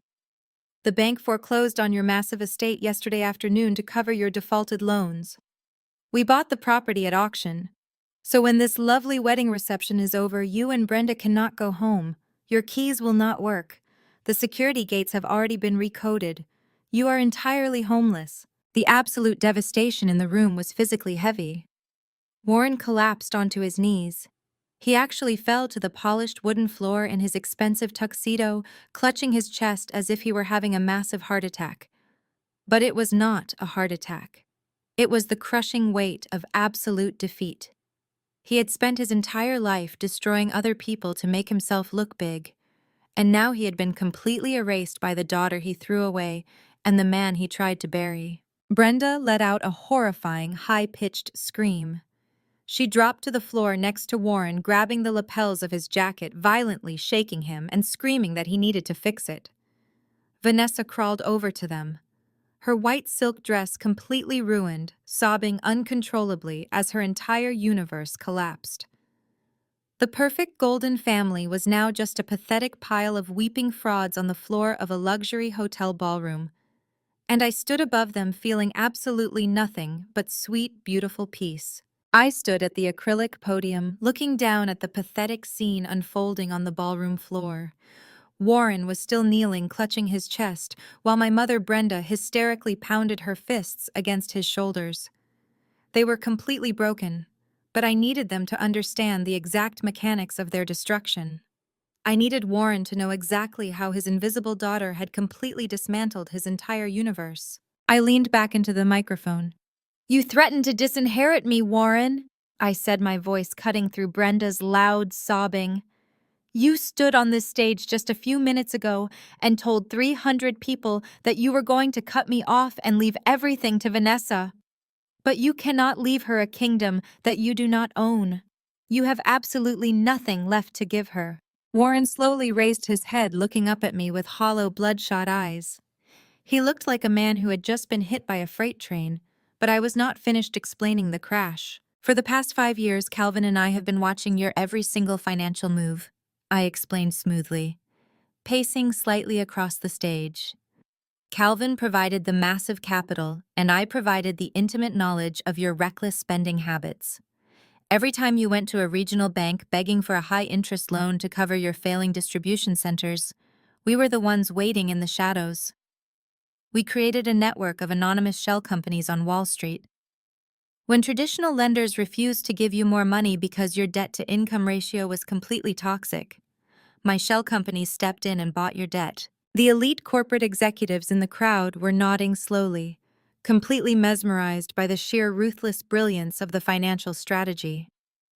They understood exactly what I was describing. I was speaking their language. You thought you were outsmarting the banking system. Warren, I continued.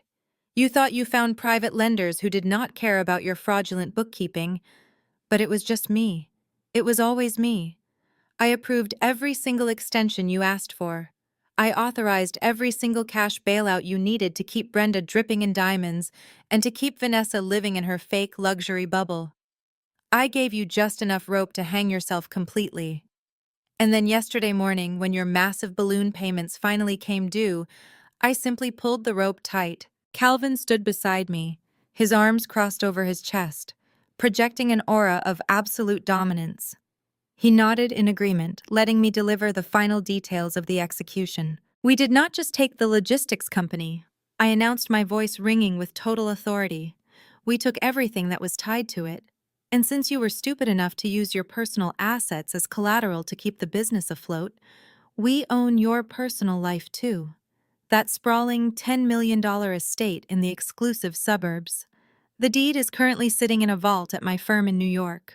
The fleet of luxury cars sitting in your massive driveway, including Brenda's brand new imported SUV. Those titles were transferred to our holding company at exactly noon today. Brenda let out another agonizing scream, covering her ears as if blocking out the sound of my voice could somehow change the reality of her bankruptcy. She shook her head wildly, refusing to accept that her life as a high society queen was officially over. Even your exclusive country club memberships, I added, looking directly at my mother. Warren paid for those annual dues using the corporate expense accounts. Since the corporate accounts are now completely frozen and under federal bankruptcy review, your memberships have been permanently revoked. You are no longer welcome at the tennis courts or the charity galas. Your entire identity was built on stolen money, and now the money is completely gone. I looked back down at my father. He was trembling violently. The sheer scale of the hostile takeover was finally processing in his mind. He realized that he had spent years insulting and belittling the exact person who held the legal keys to his entire existence. You called me a charity case, I said, my voice dropping to a low, icy register. You called me a toxic stain on this family. You allowed Vanessa to treat me like garbage because you thought I was weak and useless. But the truth is, Warren, I have been the one feeding you for the last 5 years. I have been the one keeping a roof over your head. You were living on my charity.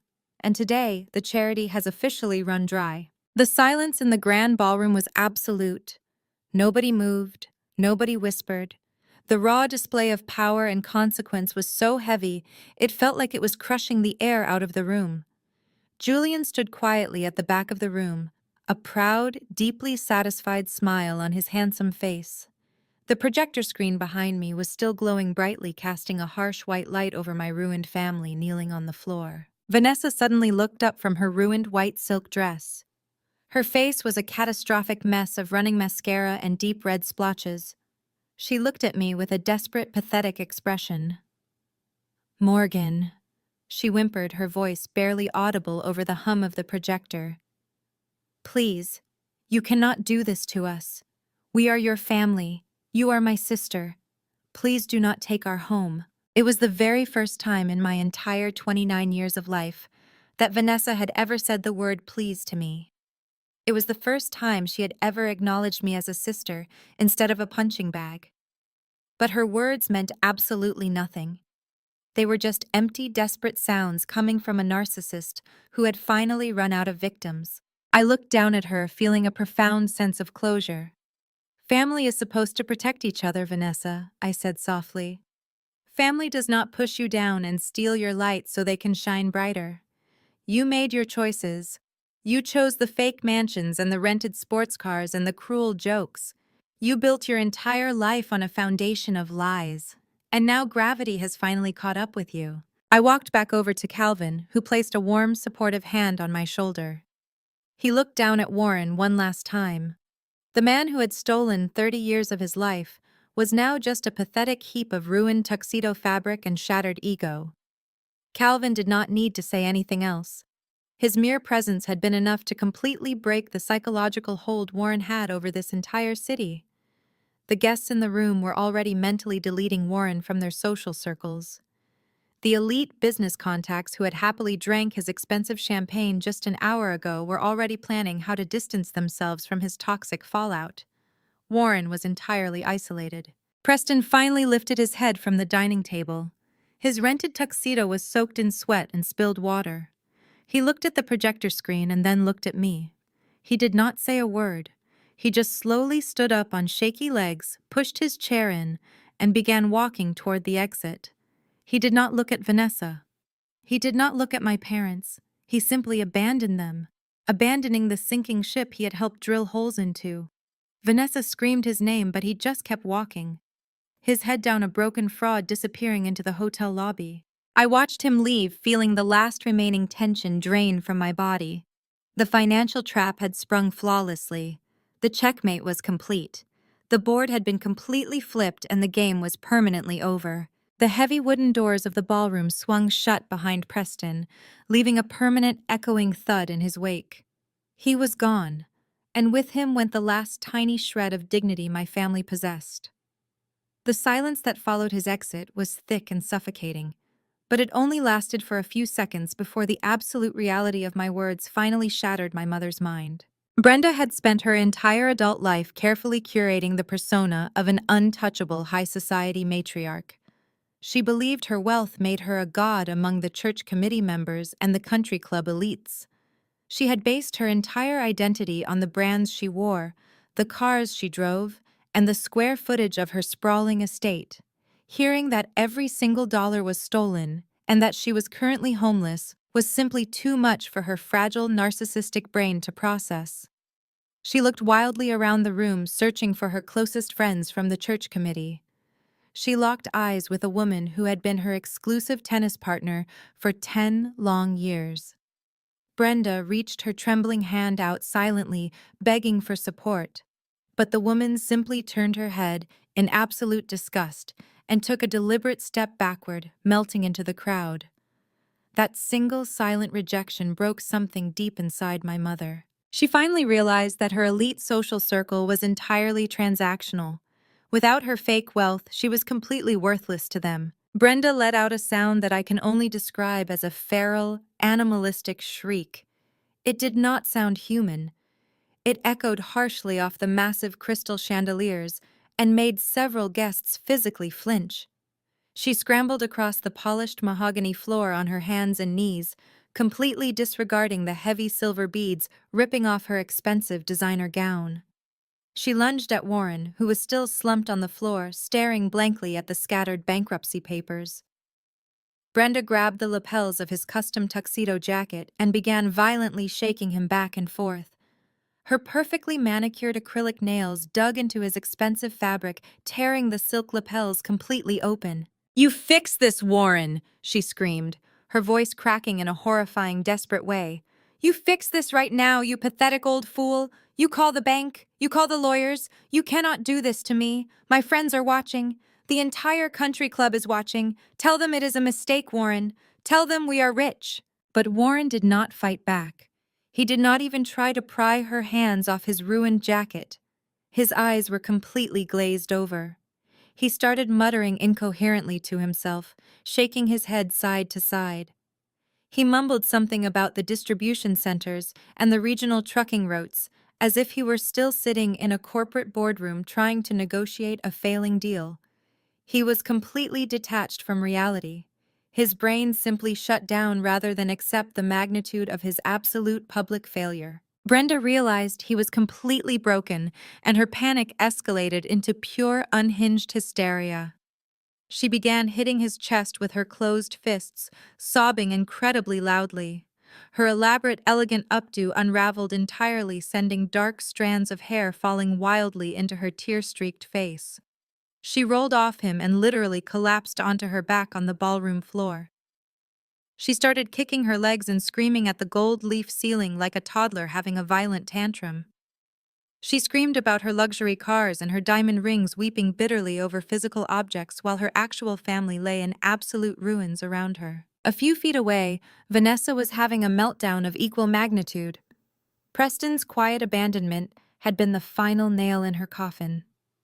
The beautiful, untouchable golden child was now a legally broke, abandoned fraud, wearing a destroyed white silk wedding dress. Vanessa began to violently tear at her own hair, pulling her expensive extensions out and throwing them onto the carpet. She pounded her fists against the floor, wailing uncontrollably. She looked up at the stage, her face a terrifying mask of smeared black mascara and pure, unadulterated hatred. "I will destroy you, Morgan." Vanessa shrieked, her voice entirely hoarse and ragged. "I will ruin your life. You took my husband. You took my money. You are a monster. You are a jealous, ugly monster, and I hate you." She tried to stand up to charge at the stage, but the heavy, wet silk of her dress tangled awkwardly around her ankles. She fell hard onto her stomach, sliding across the spilled water and crushed white roses from the dining table. She stayed there sobbing into the damp carpet, her fingers clawing desperately at the mahogany floor. She looked incredibly small and entirely pathetic. The 300 elite guests stood frozen in a wide circle around the chaotic spectacle. Nobody stepped forward to help them. Nobody offered a comforting hand or a kind word to the weeping women. These were the same wealthy socialites my parents had bent over backwards to impress for decades. They were the people my mother had valued far more than her own youngest daughter. But high society is incredibly brutal when the money suddenly disappears. The guests looked at my family like they were covered in a highly contagious disease. They whispered to each other in deeply disgusted tones. Several younger guests pulled out their expensive phones and began recording the humiliating meltdown, ensuring that the video would be sent to every single elite group chat in Atlanta before the night was even over. I stood quietly at the acrylic podium and watched the complete implosion of my abusers. I watched my mother thrashing on the floor in her ruined designer gown. I watched my father babbling mindlessly to a stack of bankruptcy papers. I watched my sister crawling in spilled flower water wearing the white dress she bought specifically to humiliate me on my wedding day. For 29 years, I had been terrified of these people. I had let them dictate my worth. I had cried in my pale blue bedroom, begging the universe to tell me why I was so inherently unlovable. I had allowed their cruel microaggressions to slowly chip away at my soul.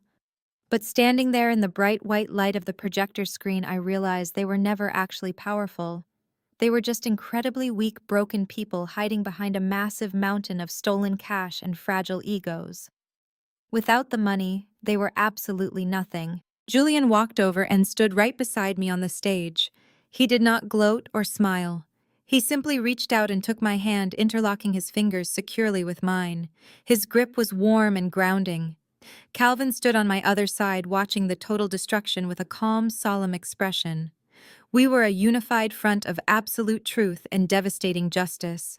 The jazz band, which had stopped playing when Vanessa originally hijacked the microphone, remained completely silent. The only sounds in the massive luxury ballroom were the pathetic wails of my mother and sister, echoing endlessly off the high ceilings.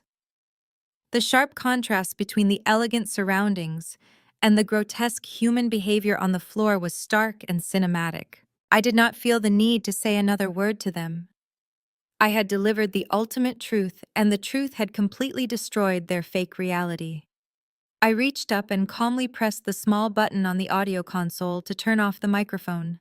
The soft click signaled the official end of my involvement with my toxic biological family. I looked at Julian and gave him a soft, tired smile, knowing the nightmare was finally over. The heavy double doors at the main entrance of the grand ballroom swung open for a third time. The elite crowd, which had been staring in morbid fascination at my ruined family, suddenly shifted their collective attention. A group of men in dark, crisp uniforms stepped into the lavishly decorated room. At the front of the group was a tall, imposing man wearing the highly decorated uniform of the Atlanta Chief of Police. Calvin had mentioned him earlier in the evening when they were casually sipping dark liquor at the VIP table. Chief Davis was a man of absolute integrity. 30 years ago, when my father first framed Calvin for embezzlement, Davis had been a rookie detective. He had always suspected that Warren's pristine financial ledgers were completely fabricated, but he lacked the power, the rank, and the concrete evidence to stop the corrupt conviction. Calvin and Davis had remained quiet friends over the decades, waiting patiently for the perfect moment to balance the scales. Today was that moment. The heavy rhythmic thud of the officer's boots on the polished mahogany floor cut sharply through the pathetic sound of my mother's weeping. The wealthy guests hastily backed away, pulling their expensive silk gowns and custom-tailored jackets out of the path of the approaching police.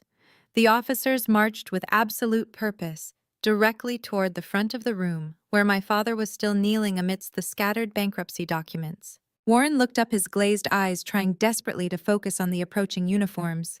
He blinked heavily, his brain struggling to comprehend this new, immediate threat. Chief Davis stopped just a few feet away from Warren. He looked down at the broken patriarch with an expression of profound, deeply rooted disgust. Warren Davis said, his voice deep and echoing with the full, heavy weight of the law. "I have been waiting a very long time to have this conversation with you."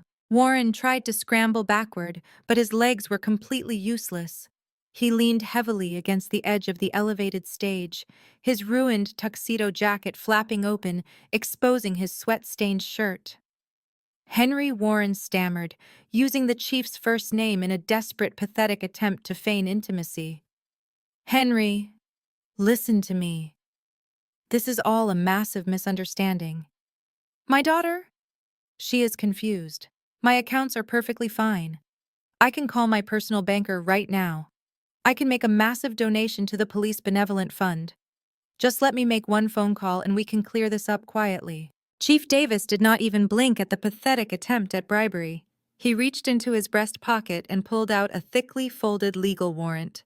"Warren, you are under arrest," Davis announced loudly, ensuring that every single high society guest in the room heard the exact charges.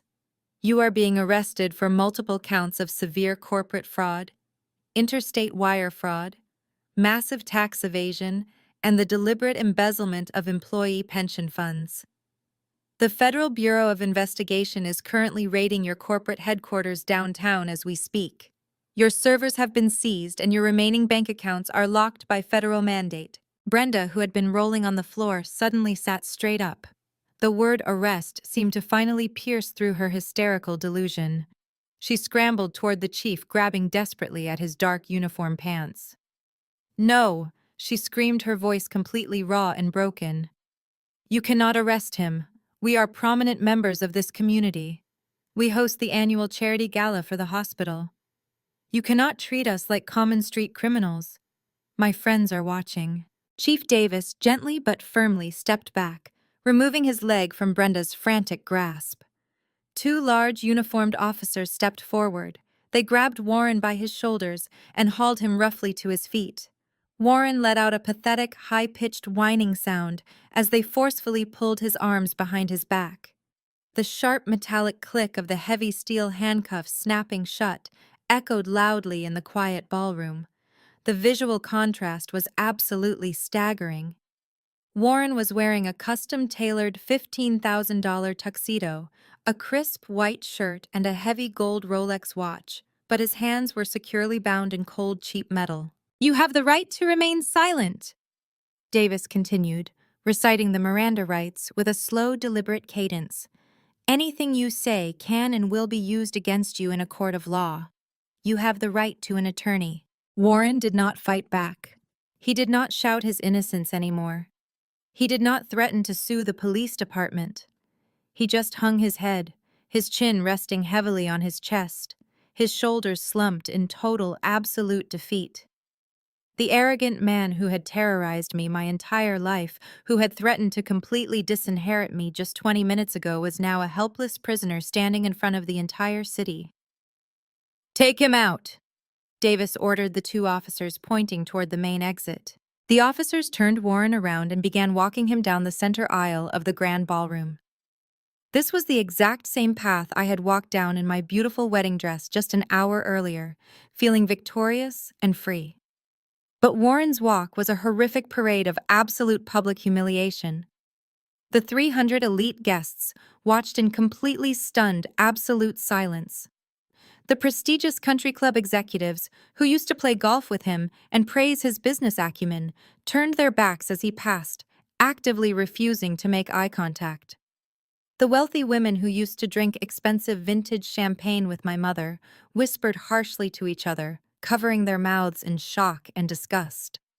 Warren was forced to walk the entire length of the massive luxury room, with his head bowed, his hands cuffed behind his back, and his false legacy entirely destroyed. Vanessa was still kneeling on the floor, frozen in place, staring at her father being led away in handcuffs. She could not even scream anymore. The shock had completely paralyzed her vocal cords. She realized that there was no magical bailout coming. There was no hidden account that would save her from eviction.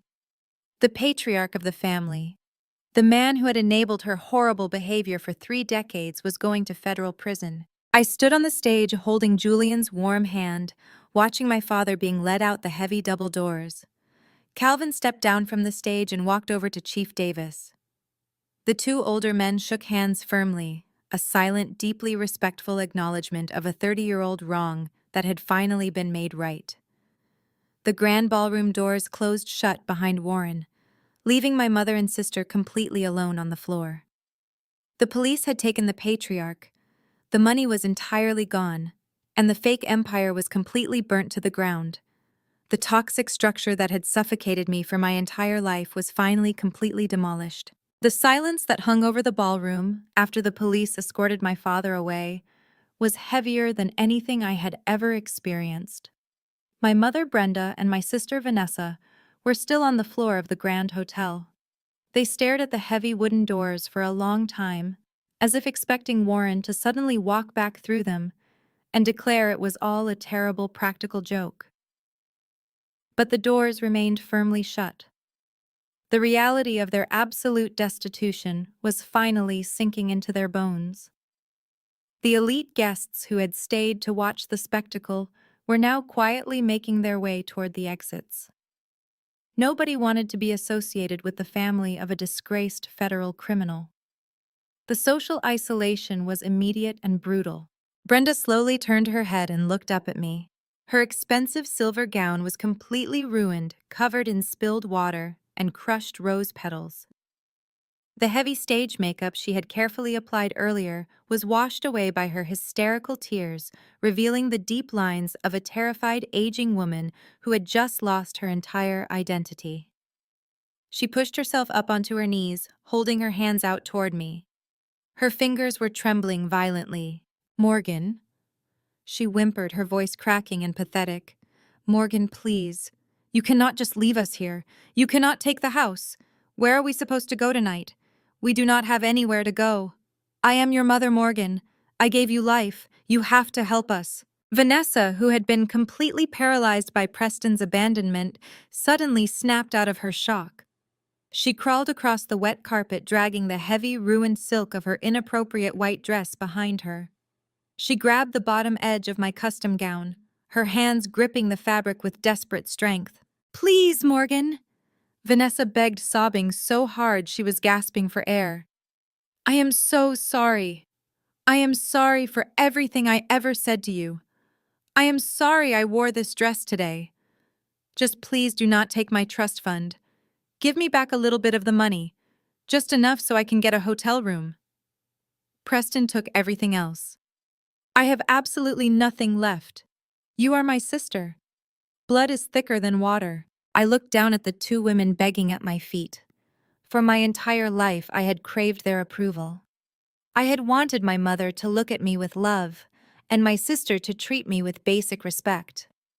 But staring at them now, I realized they were completely incapable of loving anyone. They were not apologizing for a lifetime of emotional abuse and cruel manipulation. They were only apologizing because they had lost their money. They were grieving their luxury cars and their country club memberships, not their relationship with me. I gently but firmly pulled the fabric of my wedding dress out of Vanessa's desperate grip. I took a deliberate step back, creating a clear physical boundary between my new life and their toxic ruin. Blood is not thicker than water, Vanessa, I said, my voice perfectly calm and devoid of any sympathy. The blood of the covenant is thicker than the water of the womb. You two spent 30 years treating me like an unwanted burden. You isolated me. You belittled me. You used my pain to make yourselves feel powerful. I shifted my gaze to my mother, who was still holding her trembling hands out to me. Yesterday morning, when I was standing in my bridal suite, my father called to tell me he was abandoning me on my wedding day. I said slowly, making sure she heard every single word. You took the phone from him, Brenda. You yelled at me for being selfish. You told me that maintaining Vanessa's fragile ego and protecting your elite social image was more important than my happiness. Do you remember exactly what you told me to do, Mother? Brenda stared at me, her eyes wide with mounting terror. She remembered the phone call. She remembered the cruel, dismissive tone she had used when she thought I was just a weak, helpless girl. You told me to just walk alone, I reminded her, my voice dropping to a freezing whisper. You told me to walk alone because I was not important enough to stand beside. So now it is your turn, Mother. You and Vanessa can walk alone for the rest of your lives. I did not wait for her response. I did not want to hear another desperate, empty apology. I turned my back on them entirely. Julian placed his warm hand firmly on the small of my back, and Calvin walked securely by my side. We walked away from the acrylic podium, stepping off the stage, and heading toward the private side exit of the grand ballroom. The sound of Brenda's agonizing screams and Vanessa's pathetic sobbing echoed loudly behind us, but I did not turn around to look at them even once. The heavy side doors opened and closed behind us, instantly cutting off the noise of my ruined family. We stepped into the quiet carpeted hallway of the hotel, and for the first time in my life, I took a breath of perfectly clean, unburdened air. We took the private elevator down to the ground floor, where a sleek black town car was waiting for us. The driver opened the doors, and we slid into the quiet leather interior. The chaotic luxury of the Ritz-Carlton faded away as we drove through the brightly lit streets of downtown Atlanta. The heavy, suffocating tension in my chest was completely gone, replaced by a profound, deeply peaceful emptiness. The slate had been wiped perfectly clean. The town car pulled up to a beautiful, secluded botanical garden on the outskirts of the city. This was the real destination. The massive 300-person reception at the hotel had simply been a carefully constructed stage to execute the financial trap. Julian and I had secretly planned a secondary private reception here for the people who actually mattered. We walked through the wrought iron gates and stepped into a stunning glass conservatory filled with glowing fairy lights and lush green tropical plants. Soft acoustic music played in the background. There were no elite country club snobs or judgmental church committee members here. There were only 40 people in the room. They were my brilliant, fiercely loyal colleagues from Wall Street. They were Julian's warm, loving, extended family who immediately rushed over to pull me into genuine, tight embraces. And they were the close friends who had held my hand through the darkest moments of my life. Calvin walked over to the small bar and brought back 2 glasses of vintage champagne, handing one to me and one to Julian. He raised his glass with a warm, proud smile. "To the family we choose," he said simply. We clinked our glasses together and I took a slow sip. The champagne tasted like absolute freedom. As I looked around the beautiful, glowing room, watching my real friends laugh and celebrate my marriage, I realized the true meaning of generational wealth. My father thought wealth was measured by the size of his distribution centers and the brand of his luxury cars. He thought money could buy respect and erase his crimes. But true generational wealth is the legacy of healing. It is the courage to look at a cycle of toxic abuse and firmly decide that it ends with you. It is the strength to cut out the poison even when the poison shares your DNA. I had lost my biological parents and my sister today, but I had not lost my family. I was standing right in the middle of my family. I was surrounded by people who celebrated my intelligence, who protected my heart, and who loved me purely for who I was. Without demanding I shrink myself, to make them comfortable. The trauma my parents inflicted on me would never be passed down to my future children. The chain was permanently broken. Healing from a toxic family is not a beautiful cinematic process. It is ugly. It is painful. It requires you to grieve the parents you deserved, but never actually had. It requires you to stand your ground and enforce brutal boundaries against the people who demand your endless submission. But when you finally walk through that fire and leave them behind, the peace waiting for you on the other side is worth every single tear. Thank you for listening to my story today. It was a long, difficult journey, but standing up to my abusers was the most important thing I have ever done. Have you ever had to cut off toxic family members to protect your own peace? What was the final straw that made you walk away for good? Please let me know your experiences in the comments below. If my story resonated with you, please hit the like button and subscribe to the channel for more true stories about surviving toxic families and rebuilding your life on your own terms. Remember that you are never obligated to tolerate abuse just because it comes from blood. You deserve to be loved and respected, and you have the power to create a beautiful family of your own choosing. Stay strong, and I will see you in the next video.